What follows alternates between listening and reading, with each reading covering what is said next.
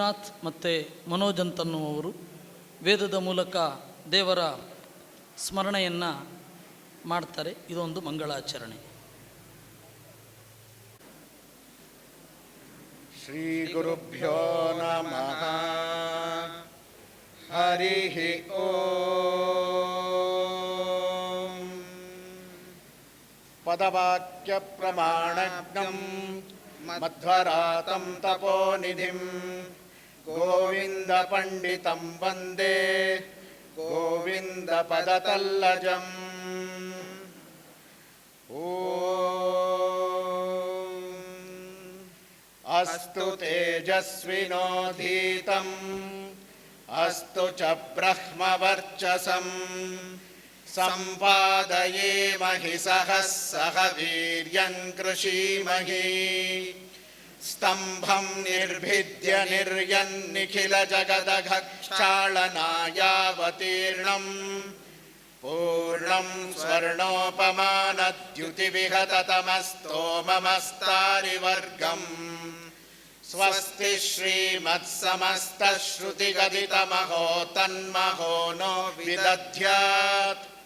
ಪಂಚಾಸ್ಯಂ ಕಂಧರಾಯ ಉಪರಿ ಪರಿಗತಂ ದೇವವೃಂದೈರಮಂದೈಃ. ಉಗ್ರಂ ವ್ಯಘ್ರೇಂದ್ರಲೋಕಾಭಯದಮರಿದರಾಧ್ಯಾಯುಧೋದಗ್ರಬಾಹುಂ. ರುದ್ರಂ ರುದ್ರೇಂದ್ರಮುಖ್ಯಾಮರಗಣವಿನುತಂ ಭದ್ರವಿಜ್ಞಾನಮುದ್ರಂ. ವೀರಂ ವೀರಾಸನಸ್ಥಂ ಭವಭಯಹರಣಂ ದಾರಣಂ ದಾರುಣಾನಾಂ. ರೂಕ್ಷಂ ದ್ರಕ್ಷಂ ಮಹೇಕ್ಷಂ ಕ್ಷಪಿತದುರಿತಮಕ್ಷೋಭಣೀಯಂ ದಿದೃಕ್ಷೇ. ಜ್ವಲತ್ಕನಕಪಿಂಜರಂ ಕಲಿತಭಕ್ತಹೃತ್ಪಂಜರಂ. ಚಿರಂ ಮುದಿತನಿರ್ಜರಂ ಶ್ರುತಿಮಹಾಟವೀಕುಂಜರಂ. ಭಜೆ ಭುವನಬಂಧುರಂ ಹೃದಿ ನಿಜೇಂದಿರಾಮಂದಿರಂ. ಪರಂ ತುರಗಕಂಧರಂ ದರಧರಂ ನೃಕಂಠೀರವಂ. ಜಗನ್ನಿಧಾನಪಿಠರಂ ನೃಹರೇರ್ಜಠರಂ ನುಮಃ. ಯನ್ನಾಭಿಕುಹರೋದ್ಭೂತಸ್ತನಯೋ ಹಂಸವಾಹನಃ. ಯದುತ್ಸಂಗಾ ಸಂಗಾ ಜಗದುದಯ ಭಂಗಾಬ್ಧಿತನಯಾ. ಯದುದ್ಗೀತಾ ಗೀತಾ ವಿಷಯ ವಿಷಭೀತಾವನಕರೀ. ಸುಧೀ ಮುದ್ರಾ ಭದ್ರಾ ದುರಿತಗಣ ವಿದ್ರಾವಣಕರೀ. ನಮಸ್ತಸ್ಮೈ ಕಸ್ಮೈ ಚಿದಮರಪುಷೇ ಸಿಂಹವಪುಷೇ. ನರಕೇಸರಿಣಂ ಧಿಕ್ೃತ ಹಿರಣ್ಯಕರಿಣಂ ಚ ಸೂಕರಿಣಂ. ತೋಷಿತಬುಧಜನಹರಿಣಂ ವರಿಣಂ ದರಿಣಂ ಸ್ಮರಾಮಿ ಮಂದರಿಣಂ. ಇಮಮಾಚಾರ್ಯ ಗೋವಿಂದೇ ಸನ್ನಿಧಾಯ ಹರಿಸ್ತವಂ. ರಚಯಾಮಾಸತುಃ ಪ್ರೇಮ್ಣಾ ಪ್ರಾಣನಾರಾಯಣೌ ಸ್ವಯಂ. ಹರಿ ಓಂ. ವಿಷ್ಣುಃ ಸರ್ವೋತ್ತಮೋऽಥಾಖಿಲ ಪದಗದಿತಃ ಸರ್ವವೇದಾಭಿಧೇಯಃ. ಶ್ರೀನಾಥಃ ಸದ್ಗುಣಾಬ್ಧಿರ್ಜಗದುದಯಲಯಾದ್ಯಷ್ಟಕರ್ತಾन्तರಾತ್ಮಾ. ಬ್ರಹ್ಮಾದ್ಯಾ ಉಚ್ಚನೀಚಾ ಹರಿಚರಣರತಾಃ ಪಂಚವೇದಃ ಪ್ರಪಂಚಃ. ಸತ್ಯಸ್ತ್ರೀ ಪುಂಸಭಾವಃ ಸತತಮನಪಗಾ ಯೋಗ್ಯತಾ ಚ ಸ್ವಭಾವಃ. ಜೀವಾಸ್ತ್ರೈಗುಣ್ಯಭಾಜಃ ಪರಮಗತಿಯುಜೋ ನಿತ್ಯಬದ್ಧಾಸ್ತಮೋಗಾಃ. ಸತ್ಯೋದ್ರೇಕಾತ್ತು ಮೋಕ್ಷೇ ನಿಜಸುಖನಿಯತಿಃ ಸಾಧನಂ ಜ್ಞಾನಭಕ್ತಿ. ಇಷ್ಟಂ ದೈವಂ ಮುಕುಂದಃ ಪರಮಗುರುರಸೌ ಮಾರುತಿರ್ಮಧ್ವನಾಮ. ವಿಶ್ವಂ ತಾಭ್ಯಾಮುಭಾಭ್ಯಾಂ ನಿಯಮಿತಮಖಿಲಂ ಚೇತ್ಯಯಂ ತತ್ವವಾದಃ. ಇಮಾಮಾಚಾರ್ಯ ಗೋವಿಂದೋ ವಿನೇಯಜನವಾಂಛಯಾ. ವಿತೇನೆ ತತ್ವವಾದಸ್ಯ ಪ್ರಮೇಯ ನವಮಾಲಿಕಾಂ. ಹರಿ ಓಂ. ಶ್ರೀ ಗುರುಭ್ಯೋ ನಮಃ. ಹರಿ ಓಂ. ಗೋವಿಂದಾಚಾರ್ಯರೇ ಮಾಡಿದ ಸ್ತುತಿಯನ್ನು ಮುಂದೆ ಹೇಳಿ ಮಂಗಳಾಚರಣವನ್ನು ಮಾಡಿಸಿದ್ದಾರೆ. ಈಗ ಆಡಳಿತ ಮಂಡಳಿ ಮುಖ್ಯಸ್ಥರಾದ ಪ್ರಸನ್ನಾಚಾರ್ಯರು ಸ್ವಾಗತವನ್ನು ಕೋರಬೇಕು ಅಂತ ಕೇಳ್ಕೊಳ್ತೇನೆ. ಪಾಪಾವಲಿ ಪಾಟನ ಪಟ್ಟುಮಾಂಗ ಶ್ರೀಪಾಣಿ ಪದ್ಮಾಂಜಿತ ಜಾನುಜಂಗ ಗೋಪಾಲಬಾಲಕೃಪೆಯ ಸ್ವಯಂ ಶ್ರೀಪಾಂಡುರಂಗೋ ಭವತು ಪ್ರಸನ್ನ. ಆಪಾದಮೌಲಿಪರ್ಯಂతం ಗುರುಣಾಮಾಕೃತಿಂ ಸ್ಮರೇತ್ ತೇನ ವಿಘ್ನಾಃ ಪ್ರಣಶ್ಯಂತಿ ಸಿದ್ಧ್ಯಂತಿ ಚ ಮನೋರಥಾಃ. ಶ್ರೀ ಗುರುಭ್ಯೋ ನಮಃ. ಆತ್ಮೀಯ ಭಗವದ್ಭಕ್ತರೇ, ಇಂದು ನಾವೆಲ್ಲರೂ ಕೂಡ ಸ್ಮೃತಿ ಸಂಸ್ಮರಣೆಯ ಕಾರ್ಯಕ್ರಮದಲ್ಲಿ ನಮಗೆಲ್ಲರಿಗೂ ಗೊತ್ತಿರುವಂತೆ ದೊಡ್ಡ ಒಂದು ಆಸ್ತಿಯನ್ನು ಸಾರಸ್ವತ ಲೋಕದಲ್ಲಿ ಮಿನುಗುವ ದೊಡ್ಡ ಸೂರ್ಯನನ್ನು ನಾವು ಕಳೆದುಕೊಂಡಿದ್ದೇವೆ. ವಾಚಸ್ಪತಿ ವಿದ್ಯಾವಾಚಸ್ಪತಿಗಳಾಗಿರ್ತಕ್ಕಂತಹ ಪಂಡಿತಾಚಾರ್ಯ ಬಿರುದಾಂಕಿತರಾಗಿರ್ತಕ್ಕಂತಹ ಡಾಕ್ಟರ್ ಬನ್ನಂಜೆ ಗೋವಿಂದಾಚಾರ್ಯರು ಇಲ್ಲೆಲ್ಲರೂ ಅವರ ಸಂಸ್ಮರಣೆಯಲ್ಲಿ ಸೇರಿದ್ದೀರಿ. ಎಲ್ಲರ ಹೃದಯದಲ್ಲಿ ಅವರು ಗಟ್ಟಿಯಾಗಿ ನೆಲೆಸಿದ್ದಾರೆ. ಭೌತಿಕವಾಗಿ ಅವರು ಈ ಲೋಕವನ್ನು ಬಿಟ್ಟರು ಕೂಡ ಅವರು ಮೂಡಿಸಿರ್ತಕ್ಕಂತಹ ಏನೊಂದು ಗಾಢ ಪ್ರಭಾವ ನಮ್ಮ ಮೇಲೆ ಎಲ್ಲ ಕಡೆ ಇದೆ. ವಿಶೇಷವಾಗಿ ಈ ಒಂದು ಆಧುನಿಕ ಯುಗದಲ್ಲಿ ಕೂಡ ಋಷಿ ಹಾಗೆ ಸ್ವಾಧ್ಯಾಯ ಪ್ರವಚನಗಳಿಂದ ಋಷಿ ಜೀವನವನ್ನು ನಡೆಸಿ ಎಲ್ಲರಿಗೂ ಸ್ಫೂರ್ತಿಯನ್ನು ನೀಡಿರ್ತಕ್ಕಂತಹ ಆಚಾರ್ಯ ಗೋವಿಂದಾಚಾರ್ಯರು ವಿಶೇಷವಾಗಿ ನಮ್ಮ ಮಠದ ವಿಶೇಷ ಅಭಿಮಾನಿಗಳು ಕೂಡ ಆಗಿದ್ದರು. ಪೂಜ್ಯ ಶ್ರೀಪಾದರು ಮತ್ತು ಅವರ ನಂಟು ಬಹಳ ಆತ್ಮೀಯವಾಗಿತ್ತು. ನಮ್ಮ ಪತ್ರಿಕೆ ಸುಗುಣಮಾಲದಲ್ಲಿ ಕೂಡ ಅಪೂರ್ವವಾಗಿರ್ತಕ್ಕಂತಹ ಲೇಖನವನ್ನು ಕೂಡ ಕೊಟ್ಟಿದ್ದಾರೆ. ಭಗವದ್ಗೀತೆ ಮತ್ತು ವೇದಗಳ ಸಂದೇಶ ಎಲ್ಲಿಯೂ ಸಿಗದಿರತಕ್ಕಂಥದ್ದು.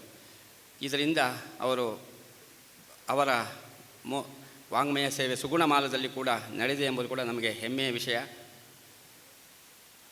ಅವರ ಈ ಒಂದು ಸಂಸ್ಮರಣೆ ಸಹಜವಾಗಿ ಬಂದಿರತಕ್ಕಂತಹ ಅವರು ಇಹಲೋಕವನ್ನು ಬಿಟ್ಟಿದ್ದಾರೆ. ಆದರೂ ಕೂಡ ನಾವು ಅವರ ಸ್ಫೂರ್ತಿಯನ್ನು ಪಡೆದುಕೊಂಡು ಅವರ ದಾರಿಯಲ್ಲಿ ಅವರು ತೋರಿಸಿರ್ತಕ್ಕಂತಹ ಜ್ಞಾನ ದಾರಿಯಲ್ಲಿ ಮುನ್ನೆ ಹೋಗುವುದು ಉದ್ದೇಶ. ಇದಕ್ಕೋಸ್ಕರ ನಾವೆಲ್ಲರೂ ಕೂಡ ಈ ಒಂದು ಕಾರ್ಯಕ್ರಮವನ್ನು ಪೂಜ್ಯ ಶ್ರೀಪಾದರ ಅಧ್ಯಕ್ಷತೆಯಲ್ಲಿ ಮಾಡಿದ್ದೇವೆ. ಇದೊಂದು ಸಾಂಕೇತಿಕ ಮಾತ್ರ. ಮುಂದೆ ನಾವು ಅವರ ಗ್ರಂಥಗಳ ಅಧ್ಯಯನ, ಅವರ ಜ್ಞಾನದ ಪರಂಪರೆಯ ರಕ್ಷಣೆ ಅಥವಾ ಅದನ್ನು ಮುಂದುವರಿಸ್ಕೊಂಡು ಹೋಗುವಂಥ ಎಲ್ಲ ಜವಾಬ್ದಾರಿಯು ನಮ್ಮ ಮೇಲೆ ಇದೆ. ಈ ಒಂದು ಸಣ್ಣ ಕಾರ್ಯಕ್ರಮಕ್ಕೆ ಪೂಜ್ಯ ಶ್ರೀಪಾದರು ನಮ್ಮ ಕೋರಿಕೆಯಂತೆ ಇಲ್ಲಿ ಉಡುಪಿಯಿಂದ ಇಲ್ಲಿಗೆ ಅವರು ಆಗಮಿಸಿದ್ದಾರೆ. ಅವರು ತಮ್ಮ ಭಾಳ ಆತ್ಮೀಯತೆಯಿಂದ ನಮ್ಮ ಕರೆಯನ್ನು,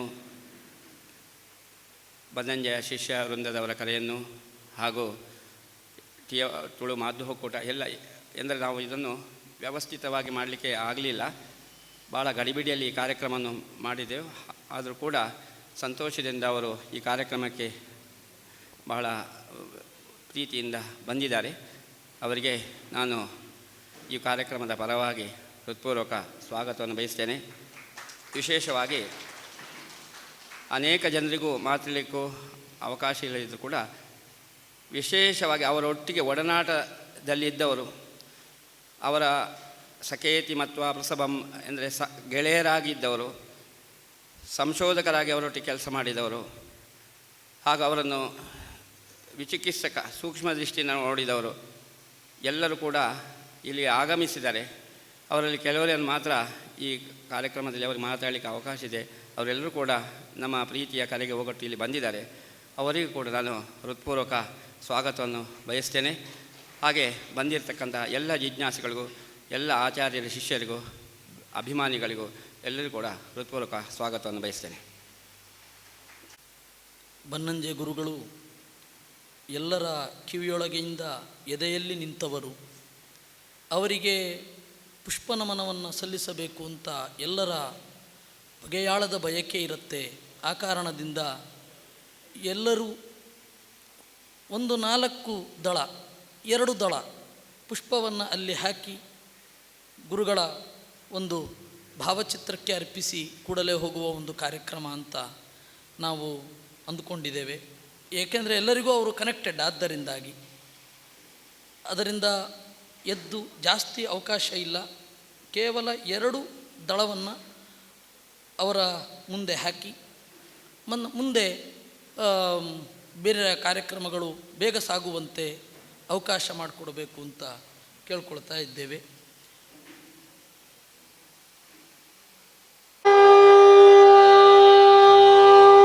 ಹರಿ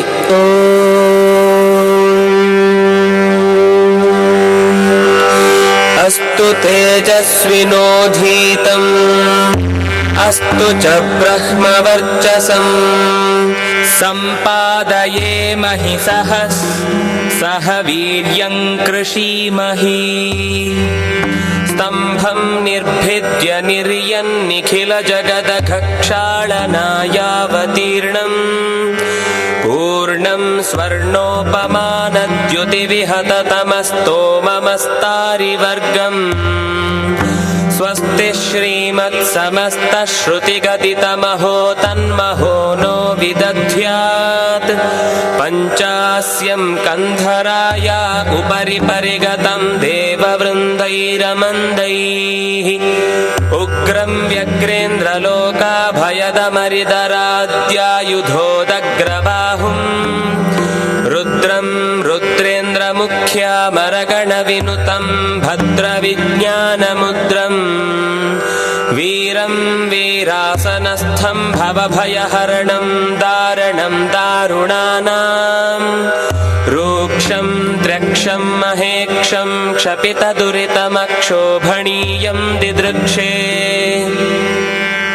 ಜ್ವಲತ್ಕನಕಪಿಂಜರಂ ಕಲಿತಭಕ್ತಹೃತ್ಪಂಜರಂ ಚಿರಂ ಮುದಿತನಿರ್ಜರಂ ಶ್ರುತಿಮಹಾಟವೀಕುಂಜರಂ ಭಜೆ ಭುವನಬಂಧುರಂ ಹೃದಿ ನಿಜೇಂದಿರಾಮಂದಿರಂ ಪರಂ ತುರಗಕಂಧರಂ ದರಧರಂ ನೃಕಂಠೀರವಂ ಜಗನ್ನಿಧಾನಪಿಠರಂ ಹರಂ ನುಮಃ ಯನ್ನಾಭಿಕುಹರೋದ್ಭೂತಸ್ತನಯೋ ಹಂಸವಾಹನಃ ಯದುತ್ಸಂಗಾ ಜಗದುದಯ ಭಂಗಾಬ್ಧಿತನಯ ಯದುದ್ಗೀತಾ ವಿಷಯ ವಿಷಭೀತಾವನಕರೀ ಸುಧೀಮುದ್ರಾ ಭದ್ರಾ ದುರಿತಗಣವಿದ್ರಾವಣಕರೀ ನಮಸ್ತಸ್ಮೈ ಕಸ್ಮೈಚಿದಮರಪುಷೇ ಸಿಂಹವಪುಷೇ ನರಕೇಸರಿಣಂ ಧಿಕ್ಕೃತಹಿರಣ್ಯಕರಿಣಂ ಚ ಸೂಕರಿಣಂ ತೋಷಿತಬುಧಜನಹರಿಣಂ ವರಿಣಂ ದರಿಣಂ ಸ್ಮರಾಮಿ ಮಂದರಿಣಂ ಇಮಮಾಚಾರ್ಯ ಗೋವಿಂದೇ ಸನ್ನಿಧಾಯ ಹರಿಸ್ತವಂ ರಚಯಾಮಾಸ ತುಃ ಪ್ರೇಮ್ಣಾ ಪ್ರಾಣನಾರಾಯಣೌ ಸ್ವಯಂ. ಹರಿ ಓಂ.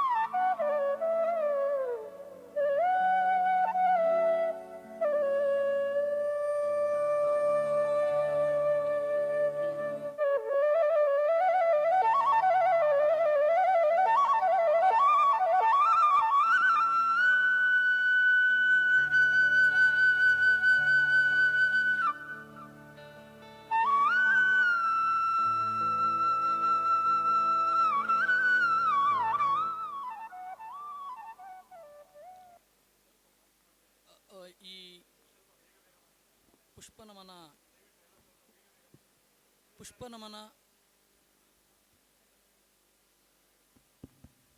ಪುಷ್ಪನಮನ ಕಾರ್ಯಕ್ರಮ ಈಗ ಆಗಿದೆ. ಇದು ಭೌತಿಕವಾದ ಪುಷ್ಪನಮನ. ಇನ್ನು ವಾಕ್ಪುಷ್ಪಗಳನ್ನು ಅವರ ಮುಂದೆ ಇಡಲಿಕ್ಕೆ ಇದ್ದಾರೆ.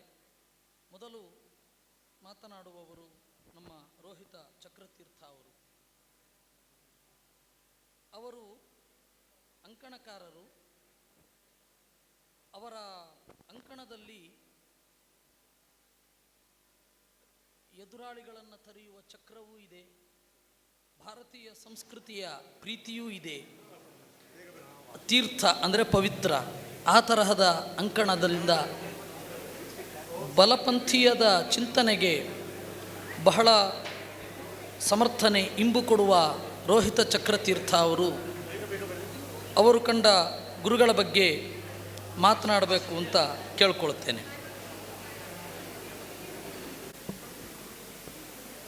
ಭವತಿ ಯದನುಭಾವಾದೇಡ ಮುಖೋಸ್ಪಿ ವಾಗ್ಮಿ ಜಡಮತಿರಪಿ ಜಂತು ಜಾಯತೆ ಪ್ರಾಜ್ಞಮೌಲಿ ಸಕಲ ವಚನ ಚೇತೋ ದೇವತಾ ಭಾರತೀ ಸಾ ಮಮ ವಚಸಿ ನಿಧತ್ತಾಂ ಸನ್ನಿಧಿಂ ಮಾನಸೇ ಚ ಧ್ಯಾಯೇತು ಪರಮಾನಂದಂ ಯತ್ ಮಾತಾಪಿತಮ ಯತ್ ಅಪರಂ ಆನಂದಂ ಉಜ್ಜಿತ ಪರಮಾನಂ ದಂಪತ್ಯಾದ್ಯಾದ್ಯ ಶ್ರಮೈ ಸದಾ ಏವ ಪರಮಾನಂದಂ. ಪೂಜ್ಯ ಶ್ರೀಪಾದರ ಚರಣಗಳಿಗೆ ನಮಿಸುತ್ತಾ, ನಮ್ಮೆಲ್ಲರ ಪ್ರೀತಿಯ ಬನ್ನಂಜೆ ಗೋವಿಂದಾಚಾರ್ಯರ ವ್ಯಕ್ತಿತ್ವಕ್ಕೆ ನಮಿಸುತ್ತಾ ನನ್ನ ಮಾತುಗಳನ್ನು ಪ್ರಾರಂಭಿಸ್ತಾ ಇದ್ದೇನೆ. ಇಲ್ಲಿಗೆ ನಾನು ಯಾವುದೇ ಒಂದು ವಿಷಯವನ್ನು ಹೇಗೆ ಮಾತನಾಡಬೇಕು ಅಂತ ಯಾವುದೇ ರೀತಿಯ ಪೂರ್ವ ತಯಾರಿಯನ್ನು ಮಾಡಿಕೊಂಡು ಬಂದಿಲ್ಲ. ಯಾಕೆಂತ ಹೇಳಿದರೆ, ಇದು ಬುದ್ಧಿಯಿಂದ ಮಾತನಾಡುವುದಲ್ಲ, ಹೃದಯದಿಂದ ಮಾತನಾಡಬೇಕಾದ ವಿಷಯ. ಮತ್ತು ನಾನು ಏನೇ ಮಾತನಾಡಿದರೂ ಕೂಡ ಬನ್ನಂಜೆಯವರ ವ್ಯಕ್ತಿತ್ವಕ್ಕೆ ಅದು ಒಬ್ಬ ಕುರುಡ ಒಂದು ಆನೆಯ ಬಾಲವನ್ನು ಕಾಲನ್ನು ಮುಟ್ಟಿ ಇದು ಆನೆ ಅಂತ ವರ್ಣಿಸಿದರೆ ಎಷ್ಟು ಹಾಸ್ಯಾಸ್ಪದವೋ ಹಾಗೆಯೇ ಆಗಬಹುದೇನೋ. ನಾವು ಯಾರೂ ಕೂಡ ಬನ್ನಂಜೆಯವರ ಆ ವ್ಯಕ್ತಿತ್ವವನ್ನು ಪೂರ್ತಿಯಾಗಿ ಇದು ಹೀಗೆ ಅಂತ ಹೇಳುವುದಕ್ಕೆ ಸಾಧ್ಯ ಇಲ್ಲ ಅಂತ ನನ್ನ ಅಭಿಪ್ರಾಯ. ಹಾಗಾಗಿ ಮನಸ್ಸಿನಿಂದ ಮಾತಾಡಬೇಕು ಅಂತ ಅಂದುಕೊಂಡೇ ಈ ಕಾರ್ಯಕ್ರಮಕ್ಕೆ ಬಂದಿದ್ದೇನೆ. ನಾನು ಕೂಡ ಬನ್ನಂಜೆಯವರ ಬಗ್ಗೆ ಮಾತನಾಡಲಿಕ್ಕೆ ಅರ್ಹ ಅಂತ ಪರಿಗಣಿಸಿರುವ ಈ ಕಾರ್ಯಕ್ರಮದ ಆಯೋಜಕರಿಗೆ ನಾನು ಮೊದಲಾಗಿ ನನ್ನ ಕೃತಜ್ಞತೆಗಳನ್ನು ಅರ್ಪಿಸ್ತೇನೆ. ಬನ್ನಂಜೆ ಗೋವಿಂದಾಚಾರ್ಯರ ಬಗ್ಗೆ, ಅವರ ವ್ಯಕ್ತಿತ್ವದ ಬಗ್ಗೆ, ಅವರ ಜ್ಞಾನದ ಬಗ್ಗೆ, ಅದರ ಎತ್ತರ ಆಳ ವಿಸ್ತಾರಗಳ ಬಗ್ಗೆ ಬಹುಶಃ ನನ್ನ ಮುಂದೆ ನನ್ನ ನಂತರ ಮಾತಾಡುವವರು ಎಲ್ಲ ವಿಷಯಗಳನ್ನು ಹೇಳ್ಬೋದು, ಅನೇಕ ವಿಷಯಗಳನ್ನು ಹೇಳ್ಬೋದು. ಹಾಗಾಗಿ ಅವರು ಎಷ್ಟು ದೊಡ್ಡ ಜ್ಞಾನಿಗಳು, ಎಷ್ಟು ದೊಡ್ಡ ಪಂಡಿತರು ಅಂತ ಹೇಳುವುದನ್ನು ನಾನಿಲ್ಲಿ ಹೇಳೋದಕ್ಕೆ ಹೋಗ್ತಾ ಇಲ್ಲ. ಕೆಲವು ಮಾತುಗಳನ್ನು, ಯಾಕಂದರೆ ಬಹಳಷ್ಟು ಜನ ಇವತ್ತು ಮಾತನಾಡಲಿಕ್ಕಿದ್ದಾರೆ, ಹಾಗಾಗಿ ಕೆಲವು ನನ್ನ ಮನಸ್ಸಿಗೆ ಬಂದ ಮಾತುಗಳನ್ನು ನಿಮ್ಮ ಮುಂದೆ ಹಂಚಿಕೊಳ್ತೇನೆ. ಬನ್ನಂಜೆಯವರ ಜೊತೆಗಿನ ನಮ್ಮ ವೈಯಕ್ತಿಕ ಒಡನಾಟಗಳ ಬಗ್ಗೆ ನಾನಿಲ್ಲಿ ಹೆಚ್ಚು ಹೇಳೋದಕ್ಕೆ ಹೋಗೋದಿಲ್ಲ. ಯಾಕಂದರೆ ಪ್ರತಿಯೊಬ್ಬರಿಗೂ ಕೂಡ ಅವರ ಹತ್ತಿರಕ್ಕೆ ಬಂದ, ಅವರ ಸಂಪರ್ಕಕ್ಕೆ ಬಂದ ಪ್ರತಿಯೊಬ್ಬರಿಗೂ ಕೂಡ ಒಂದಲ್ಲ ಒಂದು ವಿಶೇಷ ಅನುಭವ, ಅಭಿಪ್ರಾಯ ಇದ್ದೇ ಇರುತ್ತೆ. ಅದನ್ನು ನಾನು ಹೇಳ್ತಾ ಹೋದರೆ ಅದು ಬಹಳ ದೊಡ್ಡ ಒಂದು ಉಪನ್ಯಾಸವೇ ಆಗಬಹುದು. ಅದರ ಬಗ್ಗೆ ನಾನು ಹೇಳೋದಕ್ಕೆ ಹೋಗೋದಿಲ್ಲ. ಆದರೆ ಬನ್ನಂಜೆಯವರು ನಮಗೆ ಏನನ್ನ ಬಿಟ್ಟು ಹೋಗಿದ್ದಾರೆ ಅಂತ ನಾನು ಯೋಚನೆ ಮಾಡಿದಾಗ ನನಗೆ ಒಂದೆರಡು ವಿಷಯಗಳು ತಟ್ಟನೆ ಮನಸ್ಸಿಗೆ ಬಂತು. ಒಂದು, ಅವರು ಸಂಪೂರ್ಣವಾಗಿ ಭಾರತೀಯ ಏನು ಸಂಸ್ಕೃತಿ ಅಂತ ಹೇಳ್ತೇವೆ, ಚಿಂತನ ಕ್ರಮ ಅಂತ ಹೇಳ್ತೇವೆ, ಅದರ ಪ್ರತಿರೂಪದ ಹಾಗೆ ಇದ್ದರು ಅನ್ನೋದು ನಮ್ಮ ಗಮನಕ್ಕೆ ಬರ್ತದೆ. ಅವರ ಜೀವನದ ಕೆಲವು ಘಟ್ಟಗಳನ್ನು ನಾವು ನೋಡಿದರೆ, ಅವರು 2 ಸಲ ಸಂಸ್ಕೃತ ಕಾಲೇಜಿಗೆ ಹೋಗಬೇಕು, ಅಲ್ಲಿ ಪದವಿಯನ್ನು ಪಡಿಬೇಕು ಅಂತ ಹೇಳಿ ಪ್ರವೇಶ ಪರೀಕ್ಷೆಯನ್ನು ಬರೆದು ಅದರಲ್ಲಿ ನಪಾಸ್ ಆಗ್ತಾರೆ, ಫೇಲ್ ಆಗ್ತಾರೆ. ನಾನು ಇನ್ನು ಮುಂದೆ ಶಾಲೆಗೆ ಅಥವಾ ಕಾಲೇಜಿಗೆ ಹೋಗುವುದಿದ್ರೆ ನಾನು ವಿದ್ಯಾರ್ಥಿಯಾಗಿ ಹೋಗುವುದಿಲ್ಲ, ಅಲ್ಲಿರುವ ಶಿಕ್ಷಕರಿಗೆ ಪಾಠ ಮಾಡುವ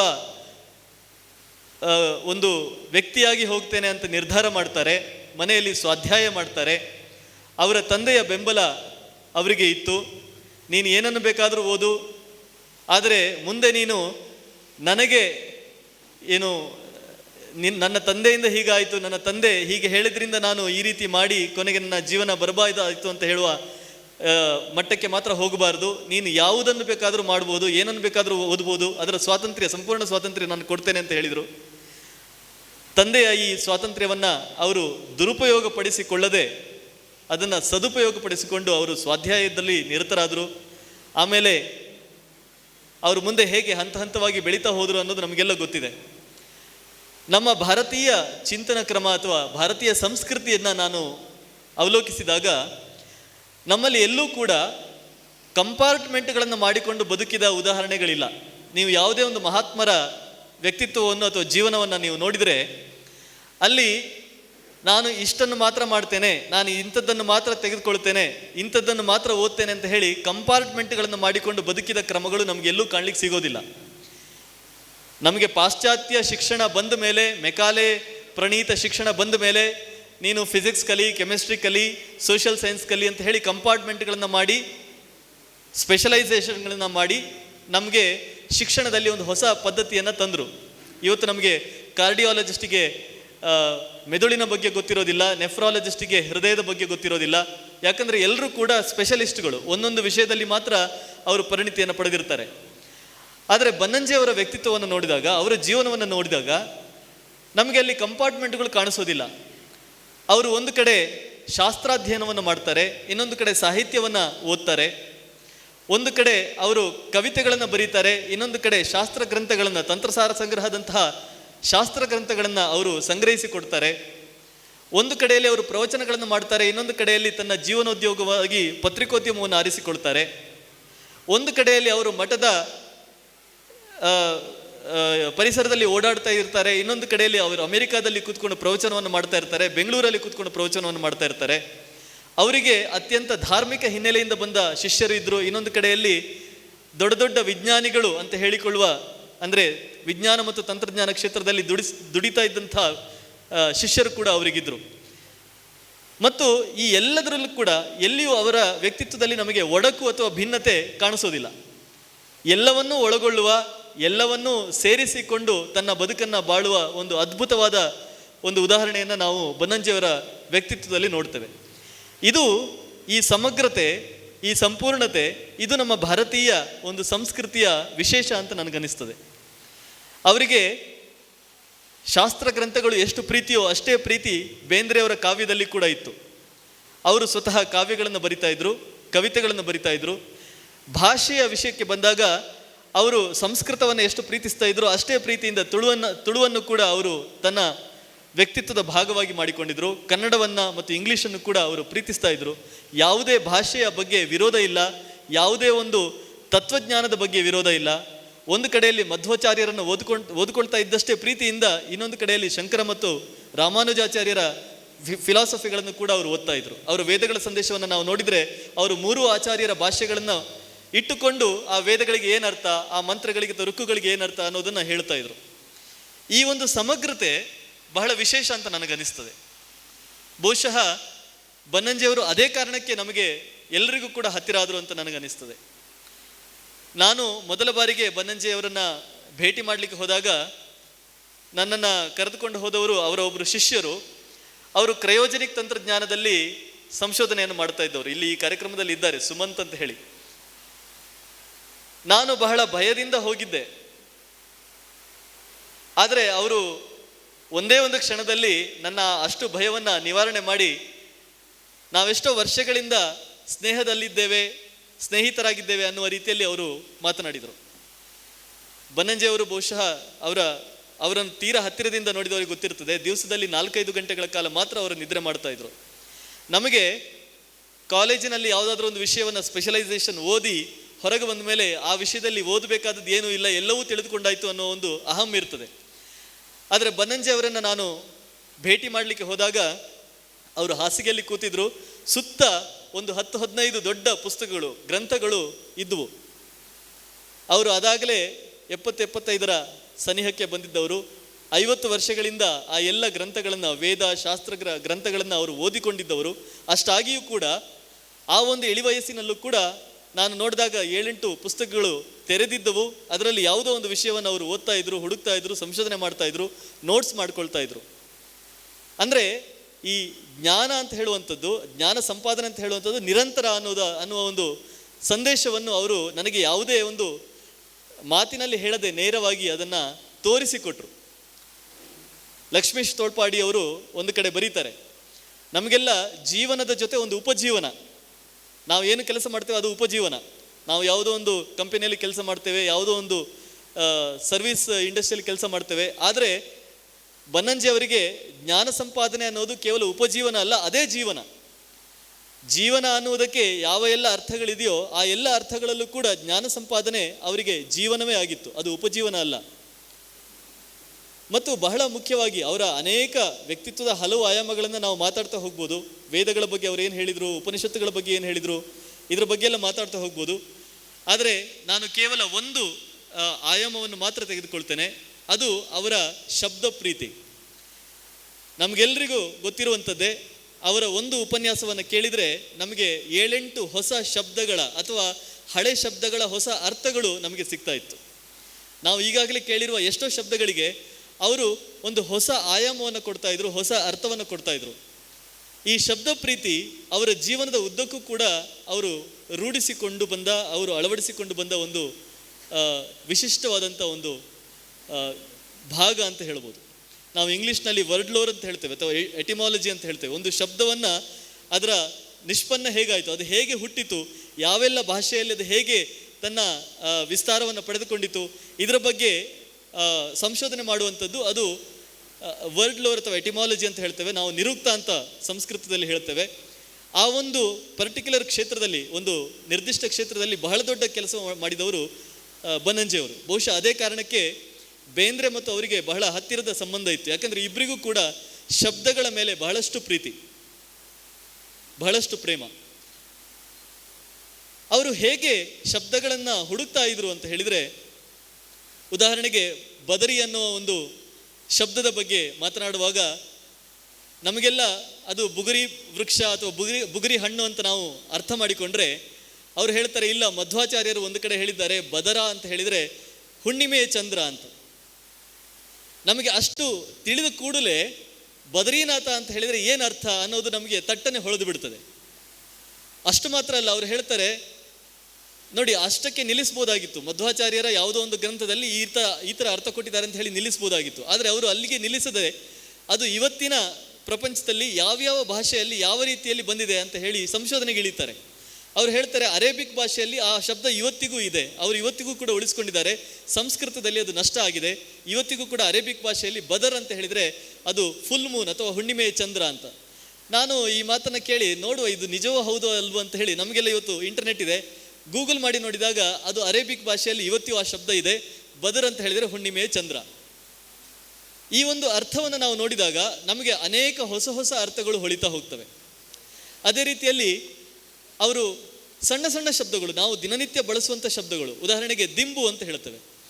ದಿಂಬು ಅನ್ನೋದಕ್ಕೆ ಇವತ್ತು ಯಾವ ಅರ್ಥವೂ ಇಲ್ಲ. ದಿಂಬು ಅಂದರೆ ದಿಂಬು, ಆದರೆ ಅದು ತಲೆಗೆ ಇಂಬು, ಆ ತಲೆಗೆ ಇಂಬು ಅಂತ ಹೇಳುವಂಥದ್ದು ತಲೆಗಿಂಬು ಅಂತ ಆಗಿ ಆಮೇಲೆ ದಿಂಬು ಅನ್ನುವ ಒಂದು ರೂಪವನ್ನು ಪಡೆಯಿತು, ರೂಪಾಂತರವಾಯಿತು. ಇವತ್ತು ಆ ಮೂಲ ಅರ್ಥ ಹೋಗಿದೆ, ಹೊಸ ಅರ್ಥ ಮಾತ್ರ ಉಳಿದುಕೊಂಡಿದೆ ಅನ್ನುವ ಒಂದು ಅಂಶವನ್ನು ಹೇಳ್ತಾರೆ. ಅಂದರೆ ವೇದಗಳಲ್ಲಿ ಅಥವಾ ಉಪನಿಷತ್ತುಗಳಲ್ಲಿ, ವೇದಾಂತದಲ್ಲಿ ಬರುವಂಥ ಶಬ್ದಗಳು ಮಾತ್ರ ಅಲ್ಲ, ನಾವು ದಿನನಿತ್ಯ ಬಳಸುವಂಥ ಶಬ್ದಗಳನ್ನು ಇಟ್ಟುಕೊಂಡು ಕೂಡ ಇದರ ಮೂಲ ಏನು, ಇದರ ಬೇರೆ ಬೇರೆ ರೂಪಗಳು ಯಾವುದು ಅನ್ನೋದನ್ನು ನಿರಂತರವಾಗಿ ಯೋಚನೆ ಮಾಡ್ತಾ ಇದ್ದಂಥ ಒಬ್ಬ ದೊಡ್ಡ ವ್ಯಕ್ತಿ ಬನ್ನಂಜೆ ಗೋವಿಂದಾಚಾರ್ಯರು. ಅವರು ತೀರ್ಥ ಅನ್ನುವ ಒಂದು ಶಬ್ದಕ್ಕೆ ಒಂದು ಕಡೆ ಹೇಳ್ತಾರೆ, ತೀರ್ಥ ಅನ್ನೋದಕ್ಕೆ ಇವತ್ತು ದಾಟುವುದು ಅನ್ನೋ ಒಂದು ಅರ್ಥ ಇದೆ ಸಂಸ್ಕೃತದಲ್ಲಿ. ಅದಕ್ಕೆ ಅವರು ಇಲ್ಲ ಅದು ದಾಟುವುದು ಅಲ್ಲ, ದಾಟಿದವನು ಅಥವಾ ಈಗಾಗಲೇ ಎಲ್ಲ ಕರ್ಮಗಳಿಂದ ಬಿಡಿಸಿಕೊಂಡವನು ಅನ್ನುವ ಒಂದು ಅರ್ಥ ಇದೆ ಅನ್ನುವ ಒಂದು ಮಾತನ್ನು ಹೇಳ್ತಾರೆ. ತೀರ್ಥ ಅನ್ನುವ ಶಬ್ದಕ್ಕೆ ಅನೇಕ ಅರ್ಥಗಳನ್ನು ಕೊಡ್ತಾ ಹೋಗ್ತಾರೆ. ತೀರ್ಥ ಅಂತ ಹೇಳಿದರೆ ಸಮಾಜದಲ್ಲಿ ದೊಡ್ಡ ವ್ಯಕ್ತಿ, ಗಣ್ಯ, ಎಲ್ಲರಿಂದ ಗೌರವವನ್ನು ಸಂಪಾದಿಸಿದವನು. ಆಮೇಲೆ ತೀರ್ಥಕ್ಷೇತ್ರಗಳ ಪುಣ್ಯ ಜಲಕ್ಕೂ ಕೂಡ ನಾವು ತೀರ್ಥ ಅಂತ ಹೇಳ್ತೇವೆ. ಯಜ್ಞಕ್ಕೆ ತೀರ್ಥ ಅನ್ನುವ ಅರ್ಥ ಇದೆ. ಆಮೇಲೆ ಉಪಾಯ ಅನ್ನುವುದಕ್ಕೂ ಕೂಡ ಸಂಸ್ಕೃತದಲ್ಲಿ ತೀರ್ಥ ಅಂತಲೇ ಹೇಳ್ತಾರೆ. ಮಂತ್ರಿಗೆ ತೀರ್ಥ ಅನ್ನುವ ಶಬ್ದ ಇದೆ. ಅಷ್ಟು ಮಾತ್ರ ಅಲ್ಲ, ಹೆಣ್ಣಿನ ಋತುಸ್ರಾವಕ್ಕೆ ಕೂಡ ತೀರ್ಥ ಅನ್ನುವ ಶಬ್ದ ಇದೆ. ಇಷ್ಟೆಲ್ಲ ಅರ್ಥದ ವಿಸ್ತಾರಗಳನ್ನು ಅವ್ರು ಹೇಳ್ತಾ ಹೋಗುವಾಗ ನಿಜಕ್ಕೂ ಆಶ್ಚರ್ಯ ಆಗ್ತದೆ. ಮತ್ತು ಅವರು ಎಲ್ಲೆಲ್ಲಿಂದ ಆ ಅರ್ಥಗಳನ್ನು ತೆಗಿತಾರೆ ಅಂತ ಹೇಳಿ ನಾನು ಕೆಲವೆಲ್ಲ ನೋಟ್ಸ್ ಮಾಡ್ಕೊಂಡು ಬಂದೆ, ಕೆಲವು ಹೇಳಬೇಕು ಅಂತ ಹೇಳಿ. ಒಂದಷ್ಟು ನಿಮ್ಮ ಮುಂದೆ ಇಡ್ತೇನೆ ನಾನು. ಹಾಗೆ ಆತಪತ್ರ, ನಮಗೆಲ್ಲ ಸಂಸ್ಕೃತ ಗೊತ್ತಿರೋರಿಗೆ ಆತಪತ್ರ ಎಲ್ರಿಗೂ ಗೊತ್ತಿರುವಂಥದ್ದೇ, ಅದು ಹೇಗೆ ಬಿಡಿಸುವಂಥದ್ದು ಅಂತ ಹೇಳಿ. ಆತಪತ್ರ, ಆತಪ ಅಂತ ಹೇಳಿದರೆ ಬಿಸಿಲು, ಬಿಸಿಲಿಂದ ತಡೆಯುವಂಥದ್ದು ಆತಪತ್ರ ಅಂತ ನಾವು ಹೇಳ್ತೇವೆ. ಇಲ್ಲ, ಅದು ಆತಪತ್ರ ಅಲ್ಲ, ಆತತ ಪತ್ರ. ಅದು ಚೆನ್ನಾಗಿ ಹರಡಿರುವಂತಹ ಅಥವಾ ಬಿಡಿಸಿರುವಂತಹ ಎಲೆಗಳಿಂದ ಮಾಡಿರುವಂಥದ್ದು ಆತತ ಪತ್ರ ಅಂತ ಹೇಳಿ ಅವರು ಅದನ್ನು ನಿಷ್ಪನ್ನ ಮಾಡ್ತಾರೆ. ಇನ್ನು ಪುರಂದರದಾಸರ ಒಂದು ಪದ್ಯದಲ್ಲಿ ಕೊನೆಯಲ್ಲಿ ಬತ್ತಲೆ ನಿಂತ ಬುದ್ಧನಿಗೆ ಅಂತ ಹೇಳಿ ಒಂದು ಮಾತು ಬರ್ತದೆ. ಇದಕ್ಕೆ ಪಾವೆಮಾಚಾರ್ಯ ಅವರು ಏನು ಸಣ್ಣ ಪಂಡಿತರಲ್ಲ, ಅವರು ಬಹಳ ದೊಡ್ಡ ಪಂಡಿತರು, ಭಾಷಾ ಶಾಸ್ತ್ರಜ್ಞರು. ಅವರು ಈ ಬತ್ತಲೆ ನಿಂತ ಬುದ್ಧನಿಗೆ ಅನ್ನೋ ಒಂದು ಸಾಲನ್ನು ಹೇಳ್ತಾ, ಇದು ಮೂಲತಃ ಜೈನ ಸಂಪ್ರದಾಯ. ಯಾಕಂದರೆ ಜಿನ ಮುನಿಗಳು ಅವರು ನಗ್ನರಾಗಿ ನಿಲ್ತಾರೆ. ಇದು ಜಿನ ಸಂಪ್ರದಾಯ, ಜೈನ ಸಂಪ್ರದಾಯ. ಇದು ನಮ್ಮ ಕರ್ನಾಟಕದಲ್ಲಿ ಆ ಕಾಲದಲ್ಲಿ ಜೈನ ಮತ್ತು ಬೌದ್ಧ ಮತಗಳ ವ್ಯತ್ಯಾಸ ಗೊತ್ತಿರಲಿಲ್ಲ ಅನ್ನೋ ಒಂದು ಮಾತನ್ನು ಹೇಳ್ತಾರೆ. ಆದರೆ ಬನ್ನಂಜೆ ಅವರು ಆ ಮಾತನ್ನು ನಿರಾಕರಿಸ್ತಾ ಅವರು ಅದಕ್ಕೆ ಬುದ್ಧನಿಗೆ ಜಿನ ಅನ್ನೋ ಒಂದು ಹೆಸರನ್ನು ಹೇಳಿದ್ದಾರೆ, ನಮ್ಮ ಶಾಸ್ತ್ರಗಳಲ್ಲಿ ಇದೆ ಅಂತ ಹೇಳಿ ಒಂದು ಕಡೆ ಹರ್ಷನ ಒಂದು ನಾಟಕದ ಉದಾಹರಣೆಯನ್ನು ಕೊಡ್ತಾರೆ. ಇನ್ನೊಂದು ಕಡೆ ಅಮರಸಿಂಹನ ಅಮರಕೋಶವನ್ನು ಉದಾಹರಣೆಗಾಗಿ ತಗೋತಾರೆ. ಇನ್ನೊಂದು ಕಡೆ ಭಾಗವತದಲ್ಲಿ ಬಂದ ಒಂದು ಸಾಲನ್ನು ಕೊಡ್ತಾರೆ. ಮತ್ತೊಂದು ಕಡೆ ಮಧ್ವಾಚಾರ್ಯರು ತನ್ನ ಒಂದು ಗ್ರಂಥದಲ್ಲಿ ಬುದ್ಧನ ತಂದೆ ಶುದ್ಧೋಧನನಿಗೆ ಜಿನ ಅನ್ನುವ ಹೆಸರಿದೆ ಅನ್ನುವುದನ್ನು ಹೇಳಿದ್ದಾರೆ ಅಂತ. ನೋಡಿ, ಒಂದು ಹೆಸರಿನ ಹಿಂದೆ ಅವರು ಬಿದ್ದರೆ ಒಂದು ಕಡೆ ಕಾವ್ಯವನ್ನು ತಗೋತಾರೆ, ನಾಟಕವನ್ನು ತಗೋತಾರೆ, ಅಮರಕೋಶ ನಿಘಂಟನ ತಗೋತಾರೆ, ಇನ್ನೊಂದು ಕಡೆ ಮಧ್ವಾಚಾರ್ಯರ ಶಾಸ್ತ್ರಗ್ರಂಥವನ್ನು ತಗೋತಾರೆ. ಅಂದರೆ ಒಬ್ಬ ಸಂಶೋಧಕನಿಗೆ ಇರಬೇಕಾದ ನಿಷ್ಠೆ, ಪ್ರಾಮಾಣಿಕತೆ ನಮಗೆ ಇವತ್ತು ಎಲ್ಲ ಇದೆ. ನಮಗೆ ಇವತ್ತು ಬೆರಳ ತುದಿಯಲ್ಲಿ ಗೂಗಲ್ ಇದೆ, ಎಲ್ಲವೂ ಸಿಗುತ್ತೆ. ಆದರೆ ಈ ರೀತಿಯ ಒಂದು ಪಾತಾಳ ಗರಡಿ ಅಂತ ನಾವೇನು ಹೇಳ್ತೇವೆ, ಈ ಎಲ್ಲ ವಿಷಯಗಳನ್ನು ಇಟ್ಟುಕೊಂಡು ಸಮಗ್ರವಾಗಿ ಒಂದು ಸಂಶೋಧನೆಯಲ್ಲಿ ತೊಡಗುವಂಥದ್ದು, ಇದು ಬಹುಶಃ ಬನ್ನಂಜೆಯವರಿಗಲ್ಲದೆ ಬೇರೆ ಯಾರಿಗೂ ಕೂಡ ಬರಲಿಕ್ಕೆ ಸಾಧ್ಯವೇ ಇಲ್ಲ. ನಾನು ನೋಡಿ ಅವರು ಮಾಡಿದ ಸಂಶೋಧನೆಯ ಬಗ್ಗೆ ಹೇಳುವುದಕ್ಕೆ ನಾನು ಇವತ್ತು ಚೀಟಿಯನ್ನು ಇಟ್ಕೊಂಡಿದ್ದೇನೆ. ಆದರೆ ನೀವು ಯಾರೂ ಕೂಡ ಅವರ ಪ್ರವಚನದಲ್ಲಿ 40,000 ಗಂಟೆಗಳಷ್ಟು ಪ್ರವಚನವನ್ನು ಕೊಟ್ಟವರು, ಅವರ ಒಂದೇ ಒಂದು ಪ್ರವಚನದಲ್ಲೂ ಕೂಡ ನೀವು ಯಾವತ್ತೂ ಅವರು ಒಂದು ಹಾಳೆಯನ್ನು ಇಟ್ಟುಕೊಂಡು, ನೋಟ್ಸ್ ಪುಸ್ತಕವನ್ನು ಇಟ್ಟುಕೊಂಡು ನೀವು ಮಾತಾಡಿದ್ದನ್ನು ನೀವು ಖಂಡಿತವಾಗಿಯೂ ನೋಡಲಿಕ್ಕೆ ಸಾಧ್ಯ ಇಲ್ಲ. ಹಾಗೆಯೇ ಪುಂಡರೀಕ ಅನ್ನುವುದಕ್ಕೆ ಇವತ್ತು ಬಿಳಿಯ ತಾವರೆ ಅನ್ನುವ ಒಂದು ಅರ್ಥ ಇದೆ. ಅವರು ಇಲ್ಲ, ಅದಕ್ಕೆ ಕೆಂದಾವರೆ, ಅದು ಕೆಂಪು ತಾವರೆ ಅನ್ನೋ ಒಂದು ಅರ್ಥವನ್ನು ಅವರು ಹೇಳ್ತಾರೆ. ಹೀಗೆ ಹೇಳ್ತಾ ಹೋದರೆ ಬಹಳಷ್ಟು ಮಾತುಗಳನ್ನು ನಾವು ಬನ್ನಂಜೆಯವರ ಬಗ್ಗೆ ಹೇಳ್ತಾ ಹೋಗ್ಬೋದು. ಇದು ಕೇವಲ ಅವರ ಒಂದು ವ್ಯಕ್ತಿತ್ವದ ಒಂದು ಆಯಾಮ, ಒಂದು ಮುಖ ಮಾತ್ರ. ನನ್ನ ಒಂದೇ ಒಂದು ವೈಯಕ್ತಿಕವಾದ ಖಾಸಗಿ ಅನುಭವ ಹೇಳುವುದಾದರೆ, ನಾನು ಕೂಡ ಈ ಭಾಷೆ ವಿಷಯದಲ್ಲಿ ಸ್ವಲ್ಪ ಆಸಕ್ತ. ಭಾಷೆಯ ಬಗ್ಗೆ, ಅದರ ಕೆಲವು ಶಬ್ದಗಳ ಬಗ್ಗೆ, ಅದು ಎಲ್ಲಿಂದ ಬಂತು, ಹೇಗೆ ಬಂತು, ಇದರ ಬಗ್ಗೆ ಸ್ವಲ್ಪ ತಡಕಾಡುವುದು ಉಂಟು. ಅಂತಹ ಒಂದಷ್ಟು ಲೇಖನಗಳನ್ನು ನಾನು ಬರೆದದ್ದನ್ನು ಒಟ್ಟು ಸೇರಿಸಿ ಒಂದು ಹುಚ್ಚು ಧೈರ್ಯದಿಂದ ಅವರಿಗೆ ನಾನು ಕೊಟ್ಟು, ಇದಕ್ಕೆ ನೀವು ಮುನ್ನುಡಿ ಬರೀಬೇಕು ಅಂತ ಕೊಟ್ಟಿದ್ದೆ. ಪಾವೆಮಾಚಾರ್ಯರ ಪದಾರ್ಥ ಚಿಂತಾಮಣಿ ಇದ್ದ ಹಾಗೆ ನಾನು ಅದಕ್ಕೆ ವಾಗರ್ಥ ಚೂಡಾಮಣಿ ಅಂತ ಒಂದು ಹೆಸರು ಕೊಟ್ಟು, ಇದಕ್ಕೆ ನೀವು ಮುನ್ನುಡಿ ಬರೀಬೇಕು ಅಂತ.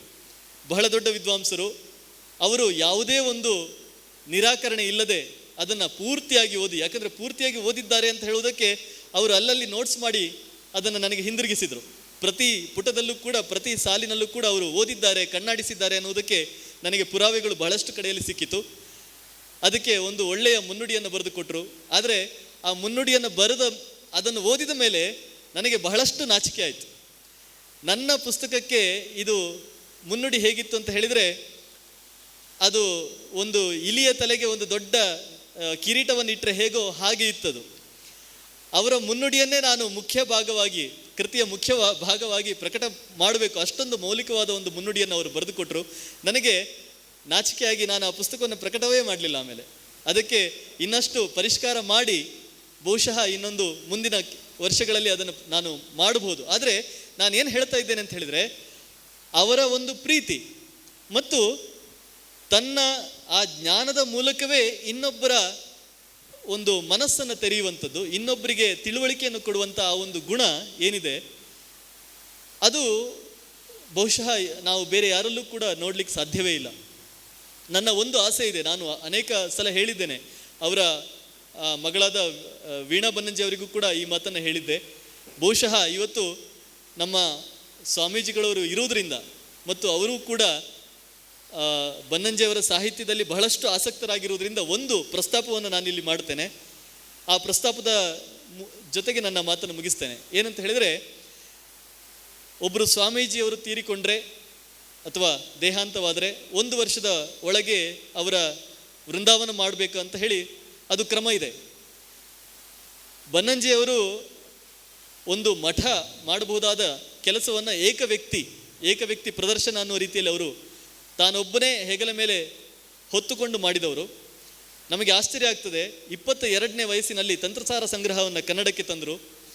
22ನೇ ವರ್ಷದ ಯುವಕ ತಂತ್ರಸಾರ ಸಂಗ್ರಹದ ಲೇಖಕ. ಅದಕ್ಕೆ ಮುನ್ನುಡಿ ಬರೆದವರು ವಿಶ್ವೇಶತೀರ್ಥರು, ಅವರಿಗೆ 27 ವರ್ಷ. ಯುವಕರ ಸಾಹಸ. ಆದರೆ ಆ ಪುಸ್ತಕವನ್ನು, ಆ ಕೃತಿಯನ್ನು ನಾವು ಓದಿದಾಗ ಇದು 22 ವರ್ಷದ ಹುಡುಗ ಬರೆದದ್ದು ಅಥವಾ ಯುವಕ ಬರೆದದ್ದು ಅಂತ ನಿಮ್ಗೆ ಎಲ್ಲೂ ಅನ್ನಿಸ್ಲಿಕ್ಕೆ ಸಾಧ್ಯ ಇಲ್ಲ. ತಂತ್ರಸಾರ ಅಂತ ಹೇಳುವಂಥದ್ದು ಅದು ಸಾಮಾನ್ಯ ಅಲ್ಲ. ಅದು ನಾವು ಥಿಯರಿಟಿಕಲ್ ಸೈನ್ಸ್ ಮತ್ತು ಪ್ರಾಕ್ಟಿಕಲ್ ಸೈನ್ಸ್ ಅಂತ ಹೇಳ್ತೇವೆ, ತಂತ್ರಸಾರ ಅಂತ ಹೇಳುವಂಥದ್ದು ಪ್ರಾಕ್ಟಿಕಲ್ ಸೈನ್ಸ್. ಅದಕ್ಕೆ ನಿಮಗೆ ಯೋಗದ ಹಿನ್ನೆಲೆ ಬೇಕು, ಶಾಸ್ತ್ರ ಗ್ರಂಥಗಳ ಹಿನ್ನೆಲೆ ಬೇಕು, ಆಗಮಶಾಸ್ತ್ರದ ಹಿನ್ನೆಲೆ ಬೇಕು. ಇದೆಲ್ಲ ಗೊತ್ತಿದ್ರೆ ಮಾತ್ರ ತಂತ್ರಸಾರವನ್ನು ಓದಲಿಕ್ಕೆ ಸಾಧ್ಯ. ಅಂತಹ ದೊಡ್ಡ ಗ್ರಂಥವನ್ನು ಒಬ್ಬ 22 ವರ್ಷದ ಯುವಕ ಮಧ್ವಾಚಾರ್ಯರ ಕೃತಿಯನ್ನು ಮುಟ್ಟಬೇಕಾದ್ರೆ ಅವನು 10 ಸಲ ಯೋಚನೆ ಮಾಡಬೇಕು. ಅಂತಹ ಸಂದರ್ಭದಲ್ಲಿ ಅದನ್ನು ತೆಗೆದು ಅದನ್ನು ಕನ್ನಡಕ್ಕೆ ಅವರು ಅತ್ಯಂತ ಸಮರ್ಥರಾಗಿ ಕೊಟ್ಟರು ಅಂತ ಹೇಳಿದರೆ ಅದು ನಿಜಕ್ಕೂ ದೊಡ್ಡ ಪವಾಡ. ಅದನ್ನು ಅವರು ಮಾಡಿದರು. ನನಗೆ ಅದರಲ್ಲಿ ಬಹಳ ಒಂದು ವಿಶೇಷ ಅಂತ ಅನಿಸಿದ್ದು, ಮುನ್ನುಡಿ ಬರಿತಾ ವಿಶ್ವೇಶತೀರ್ಥರು ಒಂದು ಮಾತನ್ನು ಹೇಳ್ತಾರೆ. ಅವರು ಒಂದು ವಾಕ್ಯವನ್ನು ತೆಗೆದುಕೊಂಡು ಉದಾಹರಿಸಿ ಹೇಳ್ತಾರೆ, ಈ ಲೇಖಕರು ಮಧ್ವಾಚಾರ್ಯರ ಅಭಿಪ್ರಾಯಕ್ಕೆ ವಿರೋಧವಾಗಿರುವಂಥ ಒಂದು ಅಭಿಪ್ರಾಯವನ್ನು ಈ ಕೃತಿಯಲ್ಲಿ ಹಾಕಿದ್ದಾರೆ, ಬರೆದಿದ್ದಾರೆ. ಬಹಳ ದೊಡ್ಡ ಆರೋಪ ಇದು, ಅಂದರೆ ಗಂಭೀರವಾದ ಆರೋಪ ಬೇರೆ ಯಾರಾದರೂ ಇದ್ದಿದ್ರೆ.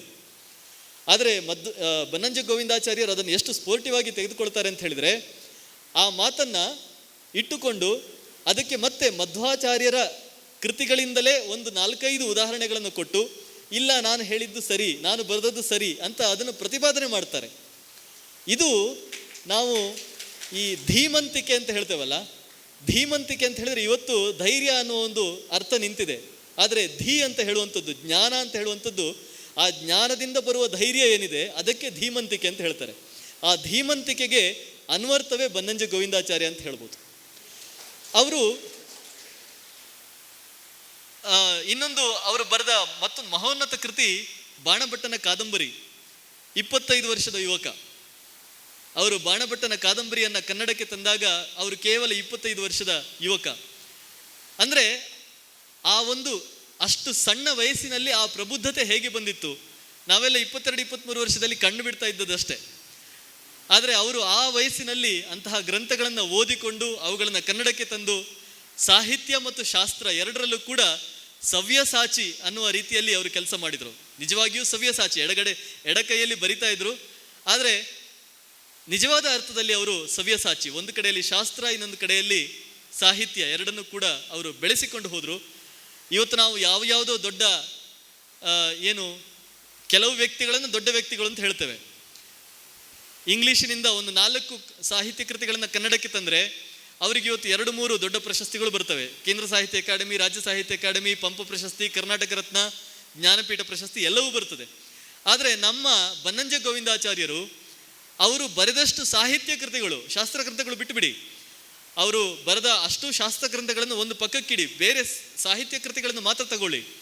ಅಭಿಜ್ಞಾನ ಶಾಕುಂತಲ ಅನ್ನೋದು ನೆನಪಾದಳು ಶಕುಂತಲೆ ಅಂತ ಮಾಡಿದರು. ಮತ್ತೆ ರಾಮನ ಕತೆ, ಉತ್ತರ ರಾಮಚರಿತೆ, ಆಮೇಲೆ ಮೃಚ್ಛಕಟಿಕ, ಆವೆಯ ಮಣ್ಣಿನ ಆಟದ ಬಂಡಿ, ಆ ಒಂದು ಕನ್ನಡದ ಸೊಗಡು ನೋಡಿ, ಕನ್ನಡದ ಸೊಗಸು ಹೇಗೆ ಅದನ್ನು ತರ್ತಾ ಇದ್ರು. ಸಂಸ್ಕೃತದ ಕೃತಿ ಅಂತ ಅನಿಸೋದಕ್ಕೆ ಸಾಧ್ಯ ಇಲ್ಲ, ಅಷ್ಟೊಂದು ಚೆನ್ನಾಗಿ ಅವರು ಅದನ್ನು ಕನ್ನಡಕ್ಕೆ ತರ್ತಾ ಇದ್ರು. ಅಂತಹ ಸಾಹಿತ್ಯ ಕೃತಿಗಳನ್ನು ನಾನು ಸುಮಾರು ವರ್ಷದ ಹಿಂದೆ ಇದನ್ನು ಬರೆದಿದ್ದೆ. ನಮಗೆ ಯಾಕೆ ಬನ್ನಂಜೆ ಗೋವಿಂದಾಚಾರ್ಯರು ಒಬ್ಬ ಸಾಹಿತಿ ಅಂತ ಅನಿಸೋದಿಲ್ಲ? ನಮ್ಮ ಸರ್ಕಾರಗಳಿಗಾಗಲಿ ನಮ್ಮ ಸಂಘ ಸಂಸ್ಥೆಗಳಿಗಾಗಲಿ ಯಾರಿಗೂ ಕೂಡ ಇವರೊಬ್ಬ ದೊಡ್ಡ ಸಾಹಿತಿ ಅಂತ ಯಾಕೆ ಅನಿಸೋದಿಲ್ಲ? ಕನ್ನಡ ಸಾಹಿತ್ಯ ಸಮ್ಮೇಳನದ ಅಧ್ಯಕ್ಷತೆ ಕೊಡುವುದಾಗಿದ್ದರೆ ಅವರಿಗೂ ಕೊಡಬೇಕಾಗಿತ್ತು. ಕರ್ನಾಟಕ ಸಾಹಿತ್ಯ ಅಕಾಡೆಮಿಯ ಪ್ರಶಸ್ತಿಗಳು ಬರಬೇಕಾದ್ರೆ ಅವರಿಗೆ ಬರಬೇಕಾಗಿತ್ತು. ನಾನು ಹೇಳೋದು ಅತಿಶಯೋಕ್ತಿ ಆಗಲಿಕ್ಕಿಲ್ಲ, ಆದರೆ ಜ್ಞಾನಪೀಠ ಪ್ರಶಸ್ತಿ ಅದನ್ನು ಕೊಡುವ ಮಾನದಂಡಗಳು ಏನಿದೆ ಅದಷ್ಟಕ್ಕೂ ಕೂಡ ಅರ್ಹರಾದ ವ್ಯಕ್ತಿ ಬನ್ನಂಜೆ ಗೋವಿಂದಾಚಾರ್ಯರು. ಅವ್ರಿಗೆ ಕೊಡಬೇಕಾಗಿತ್ತು.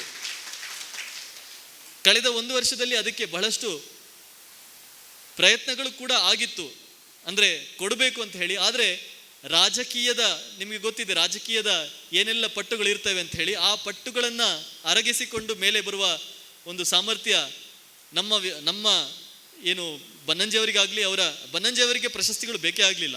ಅವ್ರು ಯಾವತ್ತೂ ಕೂಡ ಪ್ರಶಸ್ತಿಗೆಲ್ಲ ಅತೀತರು. ನಾನು ಎಷ್ಟೋ ಜನ ನನಗೆ ಪ್ರಶಸ್ತಿ ಬೇಕಾಗಿಲ್ಲ ಅಂತ ಹೇಳಿ ಪ್ರಶಸ್ತಿಗಾಗಿ ಲಾಬಿ ಮಾಡಿದವರು ನೋಡಿದ್ದೇನೆ. ಆದರೆ ನಿಜವಾದ ಅರ್ಥದಲ್ಲಿ ನನಗೆ ಪ್ರಶಸ್ತಿ ಬೇಡ ಅಂತ ಹೇಳಿ ಪ್ರಶಸ್ತಿ ಪರಾನ್ಮುಖರು ಅಂತ ಹೇಳ್ಬೋದು, ಪ್ರಶಸ್ತಿಗಳಿಂದ ವಿಮುಖರಾಗಿದ್ದವರು ಬನ್ನಂಜೆ ಗೋವಿಂದಾಚಾರ್ಯರು. ಅವರ ಒಂದು ಕೆಲಸವನ್ನು ಬಹುಶಃ ಮುಂದಿನ ಅವರ ವರ್ಷಾಬ್ದಿಯ ಒಳಗೆ ಮಾಡುವ ಯೋಗ ನಮಗೆಲ್ಲ ಬರಲಿ, ಅದನ್ನು ಕಾಣುವ ಯೋಗ ಬರಲಿ. ಅದೇನು ಅಂತ ಹೇಳಿದರೆ, ಬನ್ನಂಜೆ ನಿಘಂಟು ಅಂತ ಹೇಳಿ ಒಂದು ಪುಸ್ತಕ ಬರಬೇಕು. ಬನ್ನಂಜೆ ಅವರು ಪ್ರತಿ ಒಂದು ಪ್ರವಚನದಲ್ಲೂ ಕೂಡ ಕನಿಷ್ಠ 10 ಶಬ್ದಗಳಿಗೆ ಹೊಸ ಅರ್ಥಗಳನ್ನು ಕೊಡ್ತಾರೆ. ಅವರ ಸಾಹಿತ್ಯದ ಒಂದು ಪುಟವನ್ನು ಓದಿದರೆ ನಮಗೆ 4-5 ಹೊಸ ಅರ್ಥಗಳು ಹಳೆ ಶಬ್ದಗಳಿಗೆ ಸಿಗ್ತವೆ. ಅವರ ಅಷ್ಟು ಸಾಹಿತ್ಯವನ್ನು ಓದಿಕೊಂಡು, ಅವರ ಅಷ್ಟು ಪ್ರವಚನಗಳನ್ನು ಕೇಳಿಕೊಂಡು, ಅವರು ಕೊಟ್ಟಿರುವ ಹೊಸ ಅರ್ಥಗಳನ್ನು ಸಂಗ್ರಹ ಮಾಡಿ ಒಂದು ಬನ್ನಂಜೆ ನಿಘಂಟು ಅದು ಖಂಡಿತವಾಗಿಯೂ ಬರಬೇಕು. ಅದು ನಮ್ಮ ಸ್ವಾಮೀಜಿಯವರು ಅದಕ್ಕೆ ಮನಸ್ಸು ಮಾಡಬೇಕು ಅಂತ ನಾನು ಕಳಕಳಿಯಿಂದ ಕೇಳಿಕೊಳ್ತೇನೆ. ಅದನ್ನು ಪ್ರಕಟ ಮಾಡುವುದಕ್ಕೆ ಯಾರೂ ಮುಂದೆ ಬರಲಿಲ್ಲ ಅಂತ ಹೇಳಿದರೆ ನಾನು ಮುಂದೆ ಬರ್ತೇನೆ. ನಾನು ಖಂಡಿತವಾಗಿಯೂ ಅದರ ಪ್ರಕಟಣೆಗೆ ತಯಾರಿದ್ದೇನೆ. ಒಂದಷ್ಟು ಪಂಡಿತರನ್ನು, ವಿದ್ವಾಂಸರನ್ನು ತಾವು ತಮ್ಮ ಒಂದು ನೇತೃತ್ವದಲ್ಲಿ ಸೇರಿಸಿ ಈ ಒಂದು ಕೆಲಸವನ್ನು ಮಾಡಿ. ಯಾಕಂದರೆ ಬನ್ನಂಜೆಯವರ ದೊಡ್ಡ ಒಂದು ಸಾಧನೆ ಅಂತ ಹೇಳಿದರೆ ಇಂತಹ ಅರ್ಥಗಳಿಗೆ, ಶಬ್ದಗಳಿಗೆ ಅರ್ಥಗಳನ್ನು ಕೊಟ್ಟದ್ದು. ಅದನ್ನು ಖಂಡಿತವಾಗಿಯೂ ಮಾಡಬೇಕು. ಆ ಕೆಲಸ ಆಗಲಿ ಅಂತ ಹೇಳ್ತಾ ನನಗೆ ಅವಕಾಶ ಮಾಡಿಕೊಟ್ಟ ಎಲ್ಲರಿಗೂ ನಮಸ್ಕಾರಗಳನ್ನು ತಿಳಿಸ್ತಾ ನನ್ನ ಮಾತನ್ನು ಮುಗಿಸ್ತೇನೆ. ನಮಸ್ತೆ. ಅವರು ಆಯೋಜಕರಿಗೆ ಕೃತಜ್ಞತೆಗಳು ಅಂದರು. ಅವರು ಹೇಳಬೇಕಾದದ್ದು ಸ್ವಾಮಿಗಳಿಗೆ ಕೃತಜ್ಞತೆ. ಯಾಕೆ ಅಂದರೆ ಒಬ್ಬ ಆಯೋಜಕರಿಗಿಂತ ಮಿಗಿಲಾಗಿ ಸ್ವಾಮಿಗಳು ಯಾರ್ಯಾರನ್ನು ಕರೆಸ್ತಾ ಇದ್ದೀರಾ ಅಂತ ಕಾಳಜಿಯಿಂದ ಕೇಳಿ ಬೇರೆ ಬೇರೆ ವಿಚಾರಗಳನ್ನು ಮಾಡಿ ಸುಮಾರು ಅವತ್ತು 1 ಗಂಟೆ ಮಾತನಾಡಿದ್ದೇವೆ. ಅಷ್ಟು ಈ ಕಾರ್ಯಕ್ರಮದ ಮೇಲೆ ಕಾಳಜಿ ಸ್ವಾಮಿಗಳಿಗಿತ್ತು.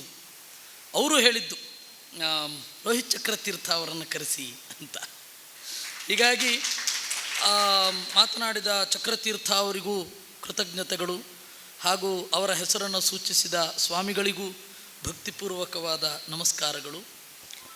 ಇನ್ನು ಚಕ್ರತೀರ್ಥ ಅವರು ಹೇಳಿದ್ರು ವಾಗರ್ಥ ಚೂಡಾಮಣಿ ಅಂತ. ಆ ಪುಸ್ತಕದ ಪೂರ್ವ ರೂಪವನ್ನು ನಾನು ನೋಡಿದ್ದೆ.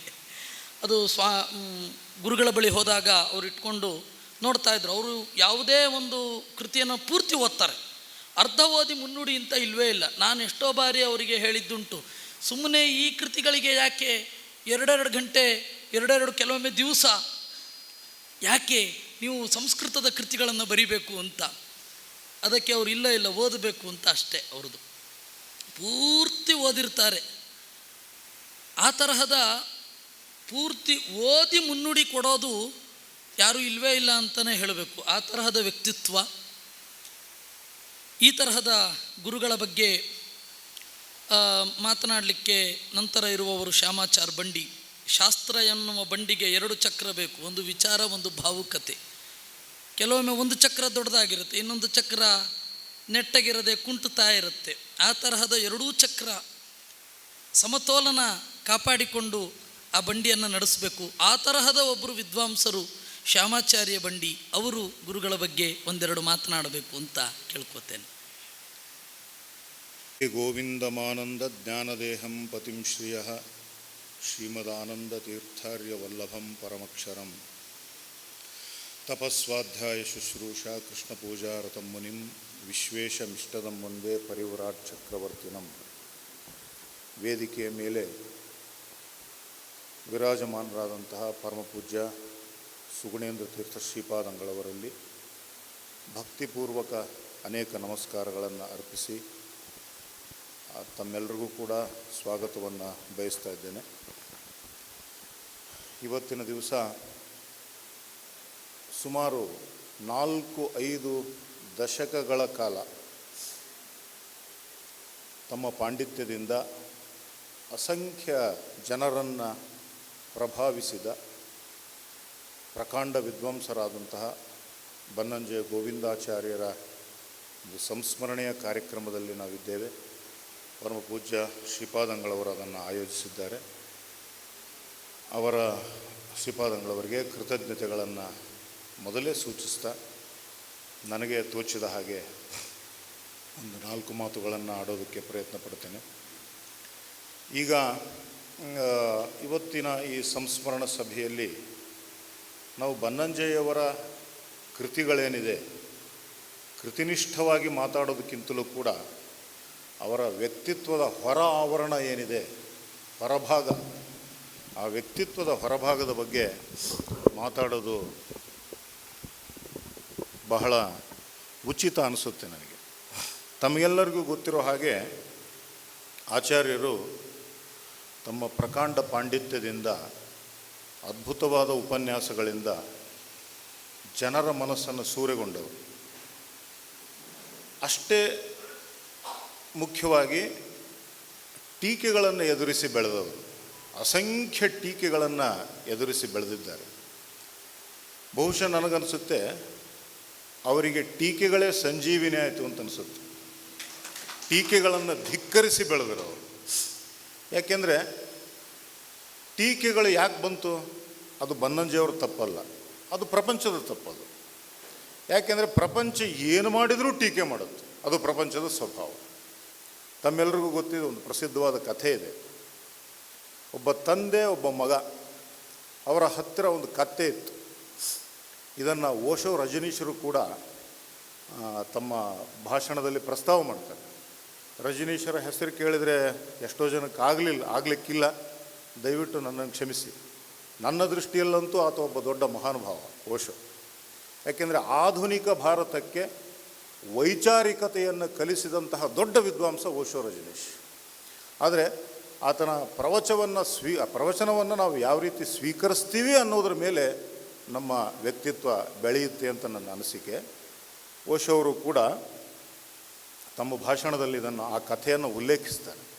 ಒಬ್ಬ ತಂದೆ, ಒಬ್ಬ ಮಗ, ಅವರ ಹತ್ತಿರ ಒಂದು ಕತ್ತೆ ಇತ್ತಂತೆ. ಅದನ್ನು ಮಾರಾಟ ಮಾಡಲಿಕ್ಕೆ ಸಂತೆಗೆ ಹೋದರು. ಸಂತೆಗೆ ಹೋದಾಗ ಕತ್ತೆಯನ್ನು ಜೊತೆಗೆ ಕರ್ಕೊಂಡು ಹೋಗ್ತಾಯಿದ್ರು. ಒಂದಿಷ್ಟು ಜನ ಎದುರಿಗೆ ಬಂದರು. ಬಂದ ತಕ್ಷಣ ಆಡ್ಕೊಂಡ್ರಂತೆ, ಅವರಿಬ್ಬರನ್ನ ಬೈದ್ರಂತೆ. ಏನು ಇವ್ರಿಗೆ ಬುದ್ಧಿ ಇಲ್ಲ, ಪಕ್ಕದಲ್ಲೇ ಕತ್ತೆ ಇದೆ, ಆ ಕತ್ತೆ ಮೇಲೆ ಹತ್ತಿ ಹೋಗಬಾರ್ದಾ ಅಂತ ಬೈದ್ರಂತೆ.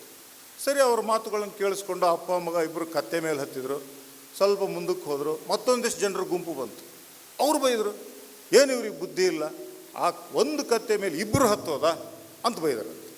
ಸರಿ, ಅದನ್ನು ಕೇಳಿಸ್ಕೊಂಡು ಏನು ಮಾಡಿದ್ರು ಅಂತ ಅವರಿಬ್ಬರು ಕೆಳಗಿಳಿದ್ರು. ಅಪ್ಪ ಕತ್ತೆ ಮೇಲೆ ಕೂತ, ಮಗ ಕೆಳಗಿಳಿದ. ಮತ್ತೊಂದಿಷ್ಟು ಜನ ಬಂದರು. ಆ ಮಗನಿಗೆ ಬುದ್ಧಿ ಬೇಡವಾ, ವಯಸ್ಸಾದ ಅಪ್ಪನ ಮೇಲೆ ಕೂಡಿಸಿ ತಾನು ನಡೀತಾ ಇದ್ದಾನೆ ಅಂತ ಮಗನ ಬೈದರು. ಅವ ಏನು ಮಾಡ್ದ, ಮಗ ಹತ್ತಿ ಕೂತ, ಅಪ್ಪ ಕೆಳಗಿಳಿದ. ಮತ್ತೊಂದಿಷ್ಟು ಜನ ಬಂದರು.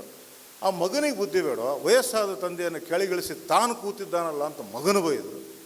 ಹೀಗೆ ಏನು ಮಾಡಿದರೂ ಕೂಡ ನಿಂದನೆಯನ್ನು ಎದುರಿಸುವಂಥ ಸಂದರ್ಭ ಬಂತು. ಇದು ಪ್ರಪಂಚದ ಸ್ವಭಾವ, ಟೀಕೆ ಪ್ರಪಂಚದ ಸ್ವಭಾವ. ಟೀಕೆಯನ್ನು ನಾವು ಊರುಗೋಲನ್ನಾಗಿ ಮಾಡಿಕೊಂಡ್ರೆ ಹೊಸ ಎತ್ತರಕ್ಕೆ ತಲುಪಬಹುದು ಅನ್ನೋದಕ್ಕೆ ಬನ್ನಂಜೆ ಗೋವಿಂದಾಚಾರ್ಯ ಸಾಕ್ಷಿ. ಅವರು ಟೀಕೆಗೆ ಎದೆಗುಂದಲಿಲ್ಲ.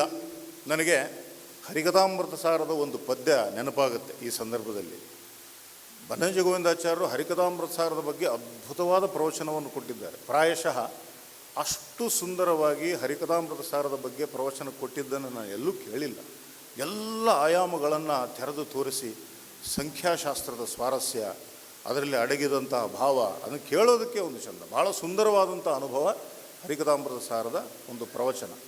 ಅದರಲ್ಲಿ ಜಗನ್ನಾಥದಾಸರು ಒಂದು ಮಾತಾಡ್ತಾರೆ. ಅದರ ಹಿನ್ನೆಲೆಯನ್ನು ಸ್ವಲ್ಪ ಕಲ್ಪಿಸಿಕೊಳ್ಳೋಣ ನಾವು. ಜಗನ್ನಾಥದಾಸರು ಸಂಸ್ಕೃತದಲ್ಲಿ ದೊಡ್ಡ ಪಂಡಿತರು, ಶಾಸ್ತ್ರದಲ್ಲಿ ನಿಷ್ಣಾತರು, ಸ್ವಯಂ ಅವರೇ ಕನ್ನಡ ಭಾಷೆಯನ್ನು ನಿಂದಿಸಿದವರು ಅಂತಂದರೆ ಕನ್ನಡದ ಭಾಷೆ ಒಂದು ಮೈಲಿಗೆಯ ಭಾಷೆ ಅಂತನ್ನೋ ಕಲ್ಪನೆಯಿತ್ತು ಆಗಿನ ಕಾಲದ ಶಾಸ್ತ್ರಜ್ಞರಲ್ಲಿ. ಸಂಸ್ಕೃತ ಭಾಷೆಯ ಮೂಲಕವೇ ವಿದ್ವದ್ ವ್ಯವಹಾರ ನಡೀತಿದ್ದಂತಹ ಕಾಲ ಅದು. ನಿಂದಿಸಿದ್ರು, ವಿಜಯದಾಸರಂಥವರಿಗೆ ಅವಮಾನ ಮಾಡಿದರು. ಅವಮಾನ ಮಾಡಿ ಪಡಬಾರದ ಪಾಡನ್ನು ಪಟ್ಟರು. ಅದಾದ ಮೇಲೆ ಆರೋಗ್ಯವನ್ನೆಲ್ಲವನ್ನು ಸುಧಾರಿಸಿಕೊಂಡು ಹರಿಕಥಾಮೃತ ಸಾರದಂತಹ ಮಹೋನ್ನತ ಗ್ರಂಥವನ್ನು ಅವರು ಬರೆದರು. ಇದು ನನಗನ್ನಿಸುತ್ತೆ, ಇದು ಹರಿಕಥಾಮೃತ ಸಾರ ಜಗನ್ನಾಥದಾಸರ ಉದ್ಗ್ರಂಥ ಹೌದು. ಇದು ಪಶ್ಚಾತ್ತಾಪದ ಪದ್ಯ ಅಂತ ನಾನು ಅದನ್ನು ಕರೀಲಿಕ್ಕೆ ಇಷ್ಟಪಡ್ತೇನೆ. ಯಾಕೆಂದರೆ ತಾವು ಹಿಂದೆ ನಿಂದಿಸಿದ್ದಕ್ಕೆ ಪಶ್ಚಾತ್ತಾಪವಾಗಿ ಅವರು ಕನ್ನಡದ ಭಾಷೆಯನ್ನೇ ಆರಿಸ್ಕೊಂಡ್ರು. ಇಲ್ಲದ್ರೆ ಸಂಸ್ಕೃತದಲ್ಲಿ ಬರಿಬೋದಿತ್ತು ಅವರು. ಜಗನ್ನಾಥದಾಸ್ ಅವರು ಬರೀತಾರೆ ಒಂದು ಕಡೆ ಬರೀತಾರೆ, ನಾನು ಈ ಕನ್ನಡದಲ್ಲಿ ಈ ಕೃತಿಯನ್ನು ಬರೆದಿದ್ದೀನಿ, ಸಂಸ್ಕೃತ ಪಂಡಿತರು ಇದನ್ನು ಒಪ್ಪುತ್ತಾರೋ ಬಿಡ್ತಾರೋ ಗೊತ್ತಿಲ್ಲ ಅಂತ ಒಂದು ಪದ್ಯ ಬರೆದಿದ್ದಾರೆ. ಆ ಹಿನ್ನೆಲೆಯಲ್ಲಿ ಅವ್ರು ಹೇಳ್ತಾರೆ ನೋಡ್ರಿ, ಭಾಸ್ಕರನ ಮಂಡಲವ ನಮಸ್ಕರಿಸಿ ಮೋದಿಸದೆ ದ್ವೇಷದಿ ತಸ್ಕರನು ನಿಂದಿಸಲು ಕುಂದಹುದೇ ಭಾಸ್ಕರಗೆ ಅಂತ. ಸೂರ್ಯ ಇಡೀ ಜಗತ್ತನ್ನು ಬೆಳಗುತ್ತಾನೆ. ಕಳ್ಳನಿಗೆ ಸೂರ್ಯ ಶತ್ರು. ಕಳ್ಳನಿಗೆ ಸೂರ್ಯ ಬೇಕಾಗಿಲ್ಲ. ಕಳ್ಳನಿಗೆ ಸಿಟ್ಟು ಬಂದಿದೆ, ಸೂರ್ಯನನ್ನು ನೋಡಿ ನಮಸ್ಕಾರ ಮಾಡದೆ ಹೋದರೆ ಸೂರ್ಯನಿಗೇನು ಧಕ್ಕೆ ಆಗಬೇಕಾಗಿದೆ. ಅದರಂತೆ ಸಂಸ್ಕೃತವಿದಲ್ಲೆಂದು ಕುಹಕ ತಿರಸ್ಕರಿಸಲೇನಹುದು.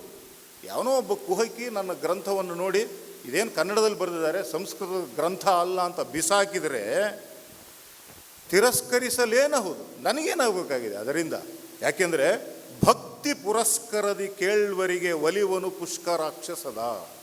ಭಗವಂತನಿಗೆ ಬೇಕಾದದ್ದು ಭಾಷೆಯಲ್ಲ, ಭಕ್ತಿ.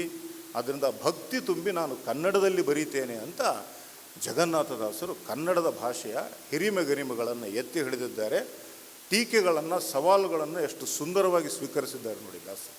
ಹಾಗೆ ಬನ್ನಂಜಿಯವರು ಕೂಡ ಟೀಕೆಗಳನ್ನು ಎದುರಿಸಿದವರು, ತಲೆ ಕೆಡಿಸ್ಕೊಳ್ಳಿಲ್ಲ ಅವರು. ಯಾಕೆಂದರೆ ಅವ್ರಿಗೆ ತಾವು ತುಳಿಯುವ ದಾರಿ ಸ್ಪಷ್ಟವಾಗಿತ್ತು. ತಮ್ಮ ನಿಲುವಿನ ಬಗ್ಗೆ ಖಚಿತತೆ ಇತ್ತು ಅವರಿಗೆ. ಯಾವತ್ತೂ ಕೂಡ ಪಶ್ಚಾತ್ತಾಪ ಇರಲಿಲ್ಲ. ತಾನು ಹೇಳಿದ್ದೇ ಸರಿ ಎನ್ನುವಂಥ ಒಂದು ಎದೆಗಾರಿಕೆ ಅವರಿಗಿತ್ತು. ಬನ್ನಂಜಿಯವರು ಅಷ್ಟು ಅದ್ಭುತವಾಗಿ ಬೆಳೆದರು ಅಂತ. ಸ್ವಲ್ಪ ಸಮಯದಲ್ಲೇ ಅವರ ಬೇರೆ ಬೇರೆ ವಿಶೇಷತೆಗಳನ್ನು ಚುಟುಕಾಗಿ ಅದನ್ನು ನೋಡಿ ನನಗೆ ಕೊಟ್ಟ ಸಮಯದಲ್ಲೇ ನಾನು ಭಾಷಣವನ್ನು ಮುಗಿಸ್ತೇನೆ. ಅವರ ಒಂದು ವಿಶೇಷ ಅಂದರೆ ಅವರ ಉಪನಿಷತ್ತಿನ ಕುರಿತಾದ ಅವರ ಬರಹಗಳು ಮತ್ತು ಅವರ ಚಿಂತನೆಗಳು. ಪ್ರಾಯಶಃ ಉಪನಿಷತ್ತುಗಳನ್ನು, ಅದರ ವಿವಿಧ ಆಯಾಮಗಳನ್ನು ಅವರಷ್ಟು ಚೆನ್ನಾಗಿ ತೆರೆದು ತೋರಿಸಿದಂತಹ ವಿದ್ವಾಂಸ ಇನ್ನೊಬ್ಬರಿಲ್ಲ. ಯಾಕೆಂದರೆ ಇಲ್ಲೊಂದು ಬಹಳ ವಿಶೇಷ ಇದೆ. ಶಬ್ದ ಬಹಳ ಮೋಸ ಮಾಡುತ್ತೆ ನಮಗೆ, ಮಾತು ಬಹಳ ಮೋಸ ಮಾಡುತ್ತೆ. ಅದಕ್ಕೊಂದು ನಿಮಗೆ ಒಂದು ಉದಾಹರಣೆ ಕೊಡ್ತೀನಿ ನಿಮಗೆ. ಅದು ಒಲಿಯೋದಿಲ್ಲ, ಯಾರಿಗೂ ತನ್ನ ಗುಟ್ಟನ್ನು ಬಿಟ್ಟು ಕೊಡೋಲ್ಲ ಆ ಶಬ್ದ. ಅದಕ್ಕೆ ಹೇಳ್ತಾರೆ, ಭಗವಂತನಿಗೆ ನಾವು ಮಾಡುವಂತಹ ಸಶಕ್ತವಾದ ಪ್ರಾರ್ಥನೆ ಯಾವುದು ಅಂದರೆ ಮೌನ ಅಂತ. ಮೌನ ಅದು ಸಶಕ್ತವಾದ ಪ್ರಾರ್ಥನೆ. ಮಾತಾಡಿದರೆ ಕೆಡ್ತೀವಿ ನಾವು, ಏನು ಮಾತಾಡ್ತೀವೋ ಗೊತ್ತಿಲ್ಲ. ಆದ್ದರಿಂದ ಮಾತು ಬಹಳ ಅಪಾಯಕಾರಿಯಾದಂಥದ್ದು. ಯಾಕೆಂದರೆ ಅದು ತನ್ನ ಗುಟ್ಟನ್ನು ಬಿಟ್ಟು ಕೊಡೋದಿಲ್ಲ ಅಂತ. MS ನರಸಿಂಹಮೂರ್ತಿ ಅಂತ ಒಬ್ಬ ಹಾಸ್ಯ ಸಾಹಿತಿ ಇದ್ದಾರೆ ಕನ್ನಡದಲ್ಲಿ. ಈ ಸೆಲ್ಲಿಲಲ್ಲಿ ಪಾಪ ಪಾಂಡು ಈ ಧಾರಾವಾಹಿಗಳನ್ನು ತೆಗೆದಿದ್ದಾರೆ ನೋಡ್ರಿ.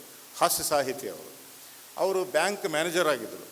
ಬ್ಯಾಂಕ್ ಮ್ಯಾನೇಜರ್ ಆಗಿದ್ದಾಗ ಅವರ ತಮ್ಮ ಅನುಭವಗಳನ್ನೆಲ್ಲ ದಾಖಲಿಸಿ ಒಂದು ಪುಸ್ತಕ ಬರೆದಿದ್ದಾರೆ.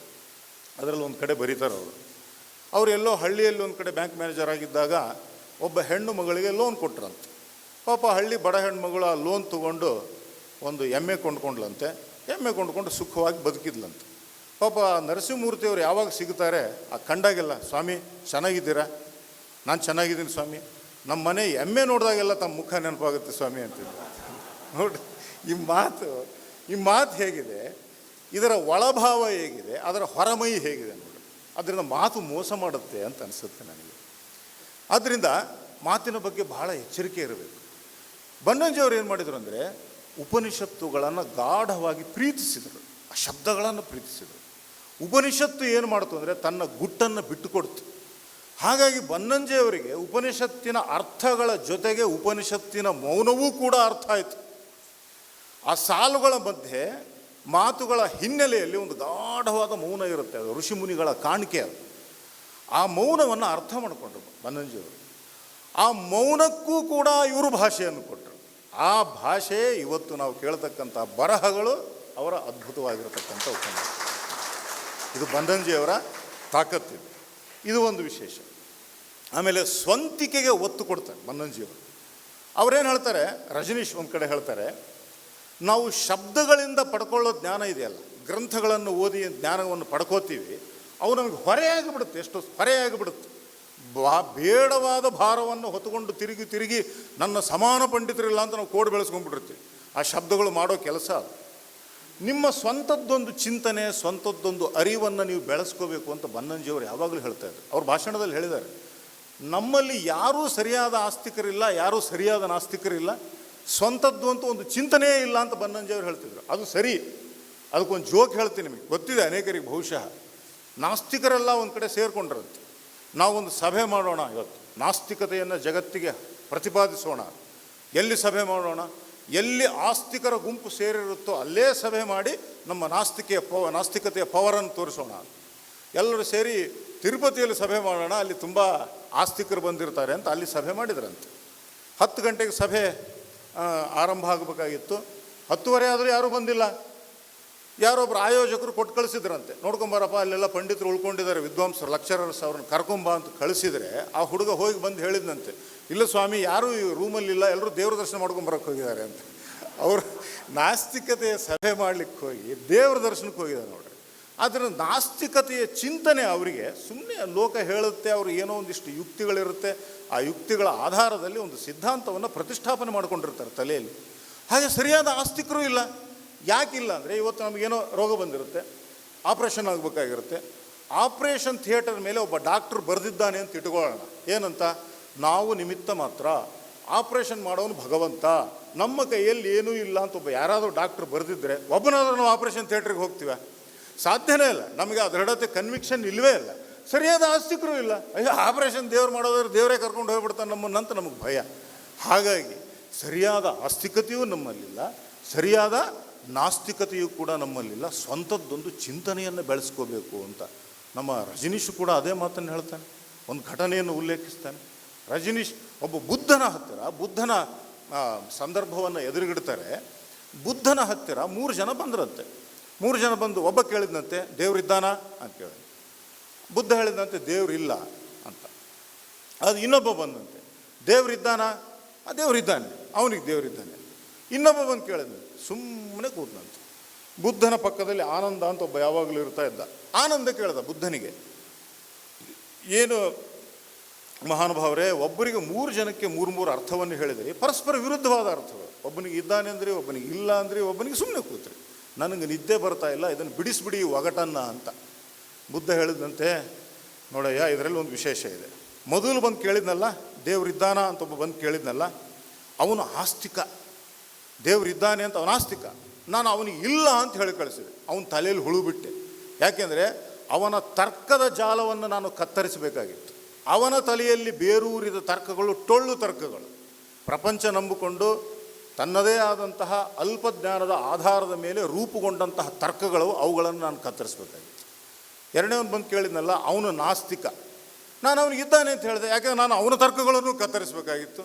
ಅದನ್ನು ಅವನಿಗಿದ್ದಾನೆ ಅಂತೇಳಿ ಅವನ ತಲೆಯಲ್ಲೂ ಹುಳುಬಿಟ್ಟೆ. ಮೂರನೇದವನು ಬಂದು ಕೇಳಿದ್ನಲ್ಲ, ಅವನು ನಾಸ್ತಿಕನೂ ಅಲ್ಲ, ನಾನು ಸುಮ್ಮನೆ ಕೂತೆ. ಅವನು ನನ್ನಿಂದ ಒಂದು ಪಾಠ ಕಲಿತ, ದೇವ್ರು ಇದ್ದಾನೋ ಇಲ್ಲವೋ ಅನ್ನೋ ವಿಚಾರವನ್ನು ನನ್ನ ಸ್ವಂತ ವಿಚಾರದ ಮೇಲೆ ಕಂಡುಕೊಳ್ಬೇಕು, ನನ್ನ ಸ್ವಂತ ಅನುಭವದ ಮೇಲೆ ಕಂಡುಕೊಳ್ಬೇಕು ಅನ್ನೋದನ್ನು ನಾನು ಸೂಚಿಸಿದೆ ಅಂತ ಬುದ್ಧ ಹೇಳ್ತಾನಂತೆ. ಇದು ಯಾವುದಕ್ಕೂ ಒತ್ತು ಕೊಡುತ್ತೆ ಅಂದರೆ, ನಮಗೆ ಸ್ವಂತಿಕೆ, ಒಂದು ಸ್ವಂತ ಚಿಂತನೆ. ಶಾಸ್ತ್ರಗಳನ್ನು ಓದಬೇಕು ನಿಜ, ಶಾಸ್ತ್ರಗಳ ಆಧಾರದಲ್ಲಿ ನಾವು ಕೂಡ ನಮ್ಮ ಸ್ವಂತ ಅರಿವನ್ನು, ಸ್ವಂತ ವ್ಯಕ್ತಿತ್ವವನ್ನು, ಸ್ವಂತ ಚಿಂತನೆಯನ್ನು ಬೆಳೆಸ್ಕೋಬೇಕು ಅನ್ನೋದರಲ್ಲಿ ಗೋವಿಂದಾಚಾರ್ಯ ಬಹಳ ಒತ್ತು ಕೊಟ್ಟು ಅದನ್ನು ಹೇಳ್ತಾ ಇದ್ದರು. ಇನ್ನೊಂದು ಅಂಶ, ಅವರ ಪುರಾಣ ಇತಿಹಾಸಗಳ ಸೊಗಸಾದ ನಿರೂಪಣೆ. ಇವತ್ತು ನಾವು ಪುರಾಣಗಳನ್ನು ಈಗಿನ ಕಾಲ ಪರವಾಗಿಲ್ಲ, ಸ್ವಲ್ಪ ಹಿಂದೆ ಹೋದರೆ ಅತ್ಯಂತ ಜಡವಾಗಿ ಆ ಪುರಾಣದ ಕಥೆಯನ್ನು ಕೇಳ್ತಾಯಿದ್ರು. ಯಾರೋ ವಯಸ್ಸಾದವ್ರಿಗೆ ಮೀಸಲೋದು, ಊರು ಬೇಡಾದವರಿಗೆ ಪುರಾಣ, ಆ ಥರದ್ದೊಂದು ಮುದುಕರಿಗೆ ಆ ಥರದ್ದೊಂದು ವಾತಾವರಣ ಇತ್ತು. ಅದಕ್ಕೆ ನಮ್ಮ ಪುರಾಣಿಕರ ಪಾತ್ರವೂ ಕೂಡ ಬಹಳಷ್ಟು ಕೊಡುಗೆ ಇದೆ. ಅದನ್ನು ಚೇತೋಹಾರಿಯಾಗಿ ಆ ಸಂದರ್ಭಕ್ಕೆ, ಆ ಕಾಲಕ್ಕೆ ತಕ್ಕಂತೆ ನಿರೂಪಿಸುವ ಕಲೆ ಇರಲಿಲ್ಲ. ಅದೊಂದೆಲ್ಲ ಸೇರ್ಕೊಂಡ್ಬಿಟ್ಟಿದೆ ಅದರಲ್ಲಿ. ಆದರೆ ಗೋವಿಂದಾಚಾರ್ಯರಂಥವ್ರು ಅದಕ್ಕೆ ಒಂದು ಹೊಸ ದಿಕ್ಕನ್ನು ಕೊಟ್ಟರು. ಅವರ ಪುರಾಣಗಳ ನಿರೂಪಣೆ, ಇತಿಹಾಸದ ನಿರೂಪಣೆ ಎಷ್ಟು ಸೊಗಸಾಗಿದೆ ಅಂದರೆ, ಆ ರಾಮಾಯಣದ ಕಥೆಯನ್ನು ಅವ್ರು ಹೇಳಿದರೆ ಅದು ಎಲ್ಲೋ ತ್ರೇತಾಯುಗದಲ್ಲಿ ನಡೆದ ರಾಮಾಯಣದ ಕಥೆ ಅಂತ ಅನಿಸೋದೇ ಅಲ್ಲ. ನಮ್ಮ ಪಕ್ಕದ ಮನೆ ಯಾರೋ ಒಬ್ಬ ರಾಮಣ್ಣ ಅವನ ಕಥೆ ಅಂತ ಅನಿಸುತ್ತೆ. ಅಷ್ಟು ಆತ್ಮೀಯವಾಗಿ ಅದನ್ನು ನಿರೂಪಣೆ ಮಾಡ್ತಾರೆ. ಅದು ನಮ್ಮ ಮನಸ್ಸಿನ ಒಳಹೊಕ್ಕು ಎಲ್ಲ ವ್ಯಕ್ತಿಗಳ ಬದುಕನ್ನು ತಿದ್ದಲಿಕ್ಕೆ ಅವರ ನಿರೂಪಣೆ ಬಹಳಷ್ಟು ಸಹಕಾರಿಯಾಗಿದೆ. ಅಷ್ಟು ಸೊಗಸಾಗಿರ್ತಕ್ಕಂಥ ಅಂಶಗಳು ಮತ್ತು ಪ್ರಾಸಂಗಿಕವಾಗಿ ಅಲ್ಲೆಲ್ಲ ವಿನೂತನವಾದ ಚಿಂತನೆಗಳು ಅವರಲ್ಲಿ. ನಮ್ಮಲ್ಲಿ ಶಾಸ್ತ್ರದಲ್ಲಿ ಅನೇಕ ಜಟಿಲವಾದ ಸಮಸ್ಯೆಗಳಿದೆ. ಸೃಷ್ಟಿಯ ಬಗ್ಗೆ ಇದೆ, ಮುಷ್ಟಿ ಸೃಷ್ಟಿನೋ ಸಮಷ್ಟಿ ಸೃಷ್ಟಿಯೋ ಅಂತ ಸೃಷ್ಟಿಯ ಬಗ್ಗೆ ಸಮಸ್ಯೆ ಇದೆ, ವರ್ಣ ಪದ್ಧತಿಯ ಬಗ್ಗೆ ಸಮಸ್ಯೆ ಇದೆ, ಭಗವಂತನ ಅವತಾರಗಳ ಬಗ್ಗೆ ಸಮಸ್ಯೆ ಇದೆ, ಯಾವ ನಿಜಕ್ಕೂ ಭೂಮಿಗೆ ಇಳಿದ ಅವತಾರಗಳು ಯಾವಲ್ಲ, ಎಲ್ಲವೂ ಭೂಮಿಗೆ ಇಳಿದಿದ್ದೋ ಅಥವಾ ಕೆಲವು ಮಾತ್ರವೋ, ಇತ್ಯಾದಿ ಇತ್ಯಾದಿ ಸಮಸ್ಯೆ ಇದೆ. ಎಲ್ಲ ಸಂಕೀರ್ಣ ಸಮಸ್ಯೆಗಳ ಬಗ್ಗೆ ಬನ್ನಂಜಿಯವರು ಕೊಟ್ಟಿರತಕ್ಕಂಥ ಉತ್ತರ ಅತ್ಯಂತ ಯುಕ್ತಿಪೂರ್ಣ, ಅತ್ಯಂತ ಸಮಂಜಸ, ಬಹಳ ಅದ್ಭುತವಾಗಿರತಕ್ಕಂಥ ಉತ್ತರಗಳನ್ನು ಅವರು ಕಂಡುಕೊಂಡಿದ್ದಾರೆ. ಅದು ಹೌದು ಅನಿಸುತ್ತೆ. ಇದು ಒಂದು ವಿಚಾರ. ಆ ನಂತರ ಇನ್ನೂ ಮುಖ್ಯವಾಗಿ ಬನ್ನಂಜಿಯವರು ನಮಗೆ ಮೇಲ್ನೋಟಕ್ಕೆ ನೋಡಿದಾಗ ಗಡ್ಡ ಮತ್ತು ಅಂಗಿ, ಈ ಶರ್ಟು ಇವುಗಳನ್ನು ನೋಡಿದಾಗ ಇವರೊಬ್ಬ ಅಷ್ಟು ಧರ್ಮಾಚರಣೆ ಎಲ್ಲ ಕರ್ಮಾಚರಣೆಗಳ ಬಗ್ಗೆ ಅಷ್ಟು ಒಲವಿಲ್ಲದ ವ್ಯಕ್ತಿ ಅಂತ ಅನಿಸುತ್ತೆ ನಮಗೆ ನೋಡಿದರೆ. ಆದರೆ ನಿಜಕ್ಕೂ ಬನ್ನಂಜಿಯವರು ಒಳಧಾರ್ಮಿಕ. ಅವರನ್ನು ಒಳಧಾರ್ಮಿಕ ಅಂತ ಕರೆಯೋಣ. ಹೊರಧಾರ್ಮಿಕರಿಗಿಂತ ಒಳಧಾರ್ಮಿಕ ಆಗೋದು ಬಹಳ ಮುಖ್ಯ ಅಂತ ನನಗನ್ನಿಸುತ್ತೆ. ಯಾಕೆಂದರೆ ಮುಂಜಾನೆಯಿಂದ ಸಂಜೆಯ ತನಕ ಅಂತ ಒಂದೊಂದು ಪುಸ್ತಕ ಇದೆ ಅವರು. ನಮ್ಮ ದೈನಂದಿನ ಬೆಳಗ್ಗೆ ಏಳೋದರಿಂದ ಹಿಡಿದು ರಾತ್ರಿಯವರೆಗೂ ನಮ್ಮ ದಿನಚರ್ಯೆ ಹೇಗಿರಬೇಕು ಅಂತ ಎಷ್ಟು ಸುಂದರವಾಗಿ ಕಟ್ಟಿಕೊಟ್ಟಿದ್ದಾರೆ ಅಂತಂದರೆ, ನಿಜಕ್ಕೂ ಕರ್ಮರಸ ಅಂತ ಕರೆಯೋಣ. ಕರ್ಮರಸ, ಭಕ್ತಿರಸ ಇದ್ದ ಹಾಗೆ ಕರ್ಮರಸದಲ್ಲಿ ಮುಳುಗೆದ್ದ ವ್ಯಕ್ತಿ, ಕರ್ಮಗಳನ್ನು ಚೆನ್ನಾಗಿ ಅರ್ಥ ಮಾಡಿಕೊಂಡಿರ್ತಕ್ಕಂಥ ವ್ಯಕ್ತಿ ಮಾತ್ರ ಹಾಗೆ ಬರೆಯಬಲ್ಲ. ಅಷ್ಟು ಸುಂದರವಾಗಿ ಬನ್ನಂಜಿಯವರು ಅದನ್ನು ರಚನೆ ಮಾಡಿದ್ದಾರೆ. ಅವರನ್ನು ಒಳಧಾರ್ಮಿಕರು ಅಂತ ಕರೆಯೋಣ. ಇನ್ನು ಸಾಹಿತಿಯಾಗಿ ಬನ್ನಂಜಿ, ಅದು ಒಂದು ವಿಶೇಷ. ಈಗಾಗಲೇ ಚಕ್ರತೀರ್ಥವರ ಮಾತಿನಲ್ಲಿ ಬಂತದು. ಬನ್ನಂಜಿಯವರು ಒಳ್ಳೆಯ ಸಾಹಿತಿ, ಒಳ್ಳೆಯ ನಾಟಕಕಾರರು. ನಾನು ಸಾಹಿತಿ ಅಂತ ಅವ್ರು ಒಪ್ಕೊಳ್ತಾರೆ. ನನಗೆ ಒಂದು ಆಶ್ಚರ್ಯ ಆಯಿತು. ನಾನು ಮೊನ್ನೆ ಸ್ವಲ್ಪ ದಿವಸಗಳ ಹಿಂದೆ BR ಲಕ್ಷ್ಮಣರಾವ್ ಅಂತ ಒಬ್ಬ ಕನ್ನಡದಲ್ಲಿ ಕವಿ, ಆಧುನಿಕ ಕವಿ, ಲಿಬಿಡೋ ಬಿಡುವುದಿಲ್ಲ ಅಂತ ಅವರ ಪ್ರಬಂಧಗಳ ಒಂದು ಸಂಕಲನ, ಅದರ ಹೆಸರು ಲಿಬಿಡೋ ಬಿಡುವುದಿಲ್ಲ ಅಂತ. ಆದರೆ ಹೆಸರು ಕೇಳೇನೋ ಅದನ್ನು ತೊಗೊಂಡು ಏನೋ ವಿಚಿತ್ರವಾದ ಹೆಸರಿದೆ ಅಂತ ತೊಗೊಳ್ಳೋಣ ಅಂತ. ಆ ಲಿಬಿಡೋ ಬಿಡುವುದಿಲ್ಲ ಅಂತ ಬನ್ನಂಜಿ ಗೋವಿಂದಾಚಾರ್ಯ ಉದ್ಗಾರ ಅದು, ಲಿಬಿಡೋ ಬಿಡುವುದಿಲ್ಲ ಅನ್ನೋದು. ಅದರ ಹಿನ್ನೆಲೆ ಏನು ಅಂತಂದರೆ, YNK ಅಂತ ಒಬ್ಬರು ಇದ್ದರು ಹಿಂದೆ, ಅವರು ಕನ್ನಡ ಪ್ರಭದ ಸಂಪಾದಕರಾಗಿದ್ದರು. ಅವರು ಪನ್ಗಳನ್ನು ಮಾಡೋದರಲ್ಲಿ ಬಹಳ ನಿಷ್ಣಾತರು. ಅವರು ಚುಟುಕುಗಳನ್ನು ಬರೆಯೋದರಲ್ಲಿ ಅವರು ಒಂದು ಕಡೆ ಹೇಳಿದ್ದಾರೆ, ಕಾಮಕ್ಕೆ ಪೂರ್ಣ ವಿರಾಮ ಇಲ್ಲ. ಕಾಮ ಬೇರೆ, ಪೂರ್ಣ ವಿರಾಮ. ಕಾಮಕ್ಕೆ ಪೂರ್ಣ ವಿರಾಮ ಇಲ್ಲ. ಆ ಕಾಮ ಅನ್ನೋದ್ರಲ್ಲಿ ಶ್ಲೇಷ ತೊಗೊಂಡಿದ್ದಾರೆ ಅವರು. ಅದು ಪೂರ್ಣ ವಿರಾಮ ಇಲ್ಲ ಅಂತ, ಅದು ಪನ್ನದು. ಹಾಗೆ ಬನ್ನಂಜಿಯವರು ಕೂಡ ಅದನ್ನೇ ಲಿಬಿಡೋ ಬಿಡುವುದಿಲ್ಲ ಅಂತ ಶಬ್ದ ಚಮತ್ಕಾರ ಮಾಡಿದ್ದಾರೆ. ಲಿಬಿಡೋ ಅನ್ನೋದು ಕಾಮ ಅಂತ ಅರ್ಥ ಇದೆ. ಅದನ್ನೇ ಇನ್ನೊಂದು ಭಾಷೆಯಲ್ಲಿ ಅವರು ಇನ್ನೊಂದು ರೀತಿಯಲ್ಲಿ ಬನ್ನಂಜಿಯವರು ಹೇಳಿದರು. ಆ ಶೀರ್ಷಿಕೆ, ಆ ಮಾತು, ಬನ್ನಂಜಿಯವರ ಮಾತು ಲಕ್ಷ್ಮಣರಾಯರ ಗಮನವನ್ನು ಸೆಳೆದಿದೆ. ಅವರೊಬ್ಬ ಪ್ರಮುಖ ಕವಿ, ಪ್ರಮುಖ ಸಾಹಿತಿ. ಅದನ್ನು ತಮ್ಮ ಪ್ರಬಂಧಗಳ ಸಂಕಲನಕ್ಕೆ ಶೀರ್ಷಿಕೆಯಾಗಿ ಕೊಟ್ಟು ಲಿಬಿಡೋ ಬಿಡುವುದಿಲ್ಲ ಅಂತ ಒಂದು ಸಂಕಲನವನ್ನು ಮಾಡಿದ್ದಾರೆ. ಇನ್ನು ಸಾಹಿತಿಯಾಗಿ ಬನ್ನಂಜಿಯವರ ಮಾತನ್ನು ನಾನು ಉಲ್ಲೇಖಿಸ್ತೇನೆ. ಅವರೇ ಬರೆದಿದ್ದು. ಅವರು ಪೂರ್ತಿ ದೊಡ್ಡದಿದೆ ಸೆಂಟೆನ್ಸ್ ಅದು, ಅದರ ಭಾವಾನುವಾದ ಮಾತ್ರ ನಾನು ಮಾಡ್ತೇನೆ. ಅವ್ರು ಹೇಳಿದ್ದಾರೆ ಒಂದು ಕಡೆ, ನನ್ನ ಮೂಲಭೂತ ಕಾಳಜಿ ಸಾಹಿತ್ಯದಲ್ಲಿಯೇ. ನಾನು ಮೂಲಭೂತವಾಗಿ ನನ್ನನ್ನು ನಾನು ಸಾಹಿತಿ ಅಂತ ಗುರುತಿಸ್ಕೊಳ್ಳಿಕ್ಕೆ ಬಹಳ ಇಷ್ಟಪಡ್ತೀನಿ. ನಾನು ವೇದಾಂತದಲ್ಲೂ ಸಾಹಿತ್ಯವನ್ನು ಅರಸುತ್ತಿದ್ದೇನೆ. ವೇದಾಂತಿಗಳವರು, ಜಗತ್ತು ಕಂಡಂತೆ ಜಗತ್ತಿನ ಕಣ್ಣಿಗೆ ಬನ್ನಂಜಿಯವರು ವೇದಾಂತಿಗಳು ಹೌದು, ಆದರೆ ನಾನು ವೇದಾಂತದಲ್ಲೂ ಸಾಹಿತ್ಯವನ್ನು ಅರಸುತ್ತೇನೆ. ವಾಸ್ತವವಾಗಿ ನಾನು ಸಾಹಿತ್ಯವನ್ನು, ಆಧ್ಯಾತ್ಮವನ್ನು ಬೆಸೆದೆ, ಅವೆರಡನ್ನು ಬೆಸೆದೆ. ನಾವು ಸಾಹಿತ್ಯ ಬೇರೆ, ಆಧ್ಯಾತ್ಮ ಬೇರೆ ಅಂತ ನಾವೇನು ತಿಳ್ಕೊಳ್ತೀವಲ್ಲ, ಹೀಗೆ ತಿಳ್ಕೊಳ್ಳೋದು ಒಂದು ಭ್ರಾಂತಿ. ಈ ಭ್ರಾಂತಿಯಿಂದಾಗಿ ಎರಡೂ ಕ್ಷೇತ್ರಕ್ಕೆ ನಷ್ಟವಾಗಿದೆ. ಸಾಹಿತ್ಯ ಕ್ಷೇತ್ರಕ್ಕೂ ನಷ್ಟವಾಗಿದೆ, ಆಧ್ಯಾತ್ಮ ಕ್ಷೇತ್ರಕ್ಕೂ ನಷ್ಟವಾಗಿದೆ. ಆದ್ದರಿಂದ ನಾನು ಆಧ್ಯಾತ್ಮದ ಕವನಗಳನ್ನು ಹೊಸದೆ, ಆಧ್ಯಾತ್ಮ ಸಾಹಿತಿಯಾದೆ ಅಂತ ಬನ್ನಂಜಿಯವರು ತಮ್ಮ ಸಾಹಿತ್ಯದ ನಂಟನ್ನು ಕೂಡ ತೋರಿಸ್ಕೊಂಡಿದ್ದಾರೆ. ಹೀಗೆ ಹಲವಾರು ಪ್ರಕಾರದ ಹಲವಾರು ಕ್ಷೇತ್ರಗಳಲ್ಲಿ ಬನ್ನಂಜಿಯವರ ವಿದ್ವತ್ತು, ಬನ್ನಂಜಿಯವರ ಪ್ರವೇಶ. ಒಬ್ಬ ರಾಮನಾಥಾಚಾರ್ಯರು ಬನ್ನಂಜಿಯವರಿಂದ ಬಹಳ ಪ್ರಭಾವಿತರು. ಅವರು 18 ಪ್ರಕಾರಗಳಲ್ಲಿ ಬನ್ನಂಜಿಯವರ ಕೃತಿಗಳಿದೆ ಅಂತ. 18 ಕೃತಿಗಳಲ್ಲ, 18 ಪ್ರಕಾರಗಳಲ್ಲಿ, 18 ರೀತಿಗಳಲ್ಲಿ ಬನ್ನಂಜಿಯವರ ಹಲವಾರು ಕೃತಿಗಳಿದೆ ಅಂತ. ಉಪನಿಷತ್ತಿಗೆ ಸಂಬಂಧಪಟ್ಟಿದೆ, ವೇದಕ್ಕೆ ಸಂಬಂಧಪಟ್ಟಂತೆ ತಂತ್ರ, ಮಂತ್ರ, ಗಣಿತ, ಸಂಗೀತ, ಸಾಹಿತ್ಯ, ಪುರಾಣ, ಇತಿಹಾಸ, ಭಗವದ್ಗೀತೆ, ಎಲ್ಲದಕ್ಕೂ ಕೂಡ, ಎಲ್ಲದರ ಬಗ್ಗೆಯೂ ಕನ್ನಡದ ಕವಿತೆಗಳು, ಸೂಕ್ತಗಳಿಗೆ ವ್ಯಾಖ್ಯಾನಗಳು ಏನಿಲ್ಲ, 10 ಹಲವು ಕೃತಿಗಳನ್ನು, ಶ್ರೇಷ್ಠ ಕೃತಿಗಳನ್ನು ಬನ್ನಂಜಿಯವರು ರಚನೆ ಮಾಡಿಕೊಟ್ಟಿದ್ದಾರೆ. ಇಂಥ ಸಾರಸ್ವತ ಲೋಕದ ದೊಡ್ಡ ಹೆಮ್ಮರ ಬನ್ನಂಜಿಯವರು. ವೈಯಕ್ತಿಕವಾಗಿ ನನಗನ್ಸುತ್ತೆ, ವಸ್ತುತಃ ನಾವು ಬನ್ನಂಜಿಯವರ ಸಂಸ್ಮರಣೆಯಲ್ಲಿ ನಾವಿದ್ದೇವೆ. ವಸ್ತುತಃ ಎಲ್ಲರೂ ಬನ್ನಂಜಿಯವರು ಸಂಸ್ಮರಣೆ ಮಾಡ್ತಾರೆ. ಜಗತ್ತಿನಲ್ಲಿ ನನ್ನ ಪ್ರಕಾರ ಜಗತ್ತಿನಲ್ಲಿ ಎರಡೇ ತರಹದ ವರ್ಗ. ಒಂದು ಬನ್ನಂಜಿಯವರನ್ನು ಮೆಚ್ಚಿಕೊಂಡು ಬಹಿರಂಗವಾಗಿ ಹೊಗಳೋರು, ಇನ್ನೊಬ್ಬರು ಬನ್ನಂಜಿಯವ್ರನ್ನ ಮೆಚ್ಚಿಕೊಂಡು ಟೀಕ್ಸೋರು. ಅಷ್ಟೇ, ಒಳಗೆ ಮೆಚ್ಚಿಕೊಂಡು ಟೀಕ್ಸೋರು. ಅಂತೂ ಅವ್ರನ್ನ ಮೆಚ್ಚಿಕೊಳ್ಳದೇ ಇರೋರು ಯಾರೂ ಇಲ್ಲ. ಬಹಿರಂಗವಾಗಿ ಹೊಗಳೋರು, ಬಹಿರಂಗವಾಗಿ ಹೊಗಳದೇ ಇರೋರು, ಎರಡು ವರ್ಗ ಇದೆ ಹೊರತು ಮೂರನೇ ವರ್ಗ ಇಲ್ಲ. ಅಂತಹ ವ್ಯಕ್ತಿತ್ವದ ಒಂದು ಸಂಸ್ಮರಣೆಯಲ್ಲಿ ನಾವು ತೊಡಗಿದ್ದೇವೆ. ನನಗೊಂದಿಷ್ಟು ಅವಕಾಶವನ್ನು ಶ್ರೀಪಾದಂಗಳವರು, ನಮ್ಮ ಗುರುಗಳು ಎಲ್ಲ, ನಮ್ಮ ವಿಜಯ ಸಿಂಹಾಚಾರ್ಯ ಮಾಡಿಕೊಟ್ಟಿದ್ದಾರೆ. ಒಂದು 2 ನಿಮಿಷದಲ್ಲಿ ಅವ್ರ ಬಗ್ಗೆ ಒಂದು ಕವನ ಬರೆದಿದ್ದೀನಿ, ಅದನ್ನು ಓದ್ಬಿಟ್ಟು ಮುಗಿಸ್ಬಿಡ್ತೇನೆ. ದಯವಿಟ್ಟು ಮುಂದಿನ ಪ್ರವಚನಕಾರರು ಯಾರಿದ್ರೆ ದಯವಿಟ್ಟು ಕ್ಷಮಿಸಿ, ಅವ್ರದ್ದೊಂದು 2 ನಿಮಿಷ ನಾನು ತಿಂತೀನಿ. ಹಾಗಾಗಿ ಇಲ್ಲಿ ಏನು ಅಂತಂದರೆ, ಇಲ್ಲಿ ಗೋವಿಂದ, ಗೋಕುಲ, ಅಕ್ರೂರ ಈ 3 ಪದಗಳನ್ನ ಇಟ್ಟುಕೊಂಡು ಒಂದು ಸಣ್ಣ ಕವನ ಮಾಡಿದ್ದೀನಿ ನಾನು. ಹಿಂದೆ ಕಂಸ ಕೃಷ್ಣನನ್ನು ಕರೆದುಕೊಂಡು ಬರಲಿಕ್ಕೆ ಅಕ್ರೂರನನ್ನು ಕಳಿಸಿದ. ಅಕ್ರೂರ ಗೋಕುಲಕ್ಕೆ ಬಂದ. ಗೋಕುಲಕ್ಕೆ ಬಂದು ಕೃಷ್ಣನನ್ನು ಕರೆದುಕೊಂಡು ಹೋದ. ಕೃಷ್ಣನೇ ಗೋವಿಂದ. ಹಾಗಾಗಿ ಗೋವಿಂದ, ಗೋಕುಲ, ಅಕ್ರೂರ ಈ 3 ಪದಗಳನ್ನು ಇಟ್ಟುಕೊಂಡು ಸಣ್ಣದೊಂದು ಕವನ ಮಾಡಿದೆ. ಗೋವಿಂದನ ಕರೆತರಲು ಅಕ್ರೂರನೇ ಬೇಕು. ಯಾಕೆ ಕಂಸ ಆರಿಸಿ ಅಕ್ರೂರನ್ನೇ ಕಳಿಸಿದ, ಬೇರೆ ಯಾರನ್ನೂ ಕಳಿಸಲಿಲ್ಲ. ಆದ್ದರಿಂದ ಗೋವಿಂದನನ್ನು ಕರೆತರಲು ಅಕ್ರೂರನೇ ಬೇಕು. ಆತ ನಡಗಿದ ಗೋಕುಲ ಘನ ನಿಬಿಡ. ಅಕ್ರೂರ ಯಾಕೆ ಬೇಕು ಅಂದರೆ, ಗೋವಿಂದ ನಡಗಿದ ಗೋಕುಲ ಇದೆಯಲ್ಲ, ಗೋಕುಲ ಅನ್ನೋದ್ರಲ್ಲಿ 2 ಅರ್ಥ. ಗೋ ಅಂದರೆ ಮಾತು, ಕುಲ ವಾಂಗ್ಮಯ ಸಾಹಿತ್ಯ. ಆದರೆ ಗೋವಿಂದ ನಡಗಿದ ಗೋಕುಲ ಘನ ನಿಬಿಡ. ಆದ್ದರಿಂದ ಗೋವಿಂದನ ಕರೆತರಲು ಅಕ್ರೂರನೇ ಬೇಕು. ಎಲ್ಲರಿಗೂ ಗೋವಿಂದ ದಕ್ಕಲಾರ, ನಾವು ಅಕ್ರೂರರಾಗಬೇಕು. ನಮ್ಮಲ್ಲಿ ಕ್ರೌರ್ಯ ಇಲ್ಲದೆ ಹೋದರೆ ಅಕ್ರೂರರಾದರೆ ನಮಗೆ ಗೋವಿಂದ ದಕ್ತಾನೆ, ಆ ಅಕ್ರೂರನಿಗೆ ದಕ್ಕಿದಂತೆ ಅಂತ. ಕಾಣಬಲ್ಲೆವು ಪ್ರತಿಮಾತು ಕೃತಿಗಳಲ್ಲಿ ಗೋವಿಂದನ ಹೆಜ್ಜೆಯ ಜಾಡ. ಅವರ ಪ್ರತಿ ಮತ್ತು ಕೃತಿಗಳಲ್ಲಿ ಗೋವಿಂದಾಚಾರ್ಯರ ಛಾಪು ನಮಗೆ ಕಾಣುತ್ತೆ. ಮಣ್ಣಿನ ಕಣಕಣದಲ್ಲಿ ತುಂಬಿ ಬಂದಂತೆ. ಹಿಂದೆ ಆ ಅಕ್ರೂರನಿಗೆ ಗೋಕುಲದ ಮಣ್ಣಿನಲ್ಲಿ ಕೃಷ್ಣನ ಪಾದದ ಚಿಹ್ನೆಗಳು ಕಂಡು ಪುಳಕಿತನಾದ. ಮಣ್ಣಿನ ಕಣಕಣದಲ್ಲಿ ತುಂಬಿ ಬಂದಂತೆ ಕಾಣಬಲ್ಲೆವು ಪ್ರತಿ ಮಾತು ಕೃತಿಗಳಲ್ಲಿ ಗೋವಿಂದನ ಹೆಜ್ಜೆಯ ಜಾಡ. ಆದರೆ ನಾವು ಅಕ್ರೂರರಾಗಬೇಕು, ಆದರೆ ಮಾತ್ರ ನಾವು ಕಾಣಲಿಕ್ಕೆ ಸಾಧ್ಯ. ಗಡ್ಡ ಗಡಿ ವಿಸ್ತರಿಸಿತು. ಎಷ್ಟು ಅವರೇ ಹೇಳ್ಕೊಂಡಿದ್ದಾರೆ. ಆಧುನಿಕ ಗಡ್ಡ ಇದೆಯಲ್ಲ, ಮಾಧ್ವ ಸಿದ್ಧಾಂತ ಅನ್ನೋದು ಒಂದು ಜನಾಂಗಕ್ಕೆ ಸೀಮಿತವಾಗಬಾರ್ದು, ಅದು ಪ್ರಪಂಚ ವಿಸ್ತಾರ ಆಗಬೇಕು ಆ ಮತ ಸಿದ್ಧಾಂತ. ಅದಕ್ಕೋಸ್ಕರವಾಗಿ ನಾನು ಆಧುನಿಕ ವೇಷಭೂಷಣಗಳನ್ನು ಬಲವಂತವಾಗಿ ಅಳವಡಿಸ್ಕೊಂಡೆ, ಶರ್ಟನ್ನು ಹಾಕ್ಕೊಂಡೆ, ಗಡ್ಡ ಬಿಟ್ಟೆ ಅಂತ. ಗಡ್ಡ ಸುಮ್ಮನೆ ಅದು ಗಡಿ ವಿಸ್ತರಿಸೋದಕ್ಕೊಂದು ಸಾಧನ, ಸಿದ್ಧಾಂತದ ಗಡಿಗಳನ್ನು ವಿಸ್ತರಿಸೋದಕ್ಕೆ ಸಾಧನ. ಗಡ್ಡ ಗಡಿ ವಿಸ್ತರಿಸಿತು, ಅಂಗಿ ಗುಂಗು ಹಿಡಿಸಿತು. ಅವ್ರು ಹಾಕ್ಕೊಂಡಿರ್ತಕ್ಕಂಥ ಅಂಗಿ ಶಾಸ್ತ್ರದ ಗುಂಗು ಹಿಡಿಸಿತು. ಆ ಆಧುನಿಕ ವೇಷಭೂಷಗಳನ್ನು ನೋಡಿ ಎಷ್ಟೋ ಜನ ಶಾಸ್ತ್ರ ಓದೋಕ್ಕೆ ಶುರು ಮಾಡಿದರು, ಪ್ರವಚನಗಳನ್ನು ಕೇಳೋಕ್ಕೆ ಶುರು ಮಾಡಿದರು. ಆಧ್ಯಾತ್ಮಕ್ಕೆ ಭಯದ ಭೂತ ಬಿಟ್ಟಿತು. ಎಷ್ಟೋ ಜನ ನಾವು ಆಧ್ಯಾತ್ಮವಾದಿಗಳಾಗೋಲ್ಲ, ಧರ್ಮದಲ್ಲಿ ನಾವು ಮುಳುಗೋಲ್ಲ. ಯಾಕೆಂದರೆ ಧರ್ಮದಲ್ಲಿ ಭಯ ಬೆರೆತ್ಕೊಂಡ್ಬಿಟ್ಟಿದೆ, ಹಾಗೆ ಬಂದ್ಬಿಟ್ಟಿದೆ ಅನಾದಿ ಕಾಲದಿಂದ. ಹಾಗಾಗಿ ಆ ಭಯದ ಸಹವಾಸವೇ ಬೇಡ ಅನ್ನೋ ದೃಷ್ಟಿಯಿಂದ ನಾವು ಧರ್ಮದಿಂದ ಹಿಂಸರಿದ್ಬಿಟ್ಟಿವೆ.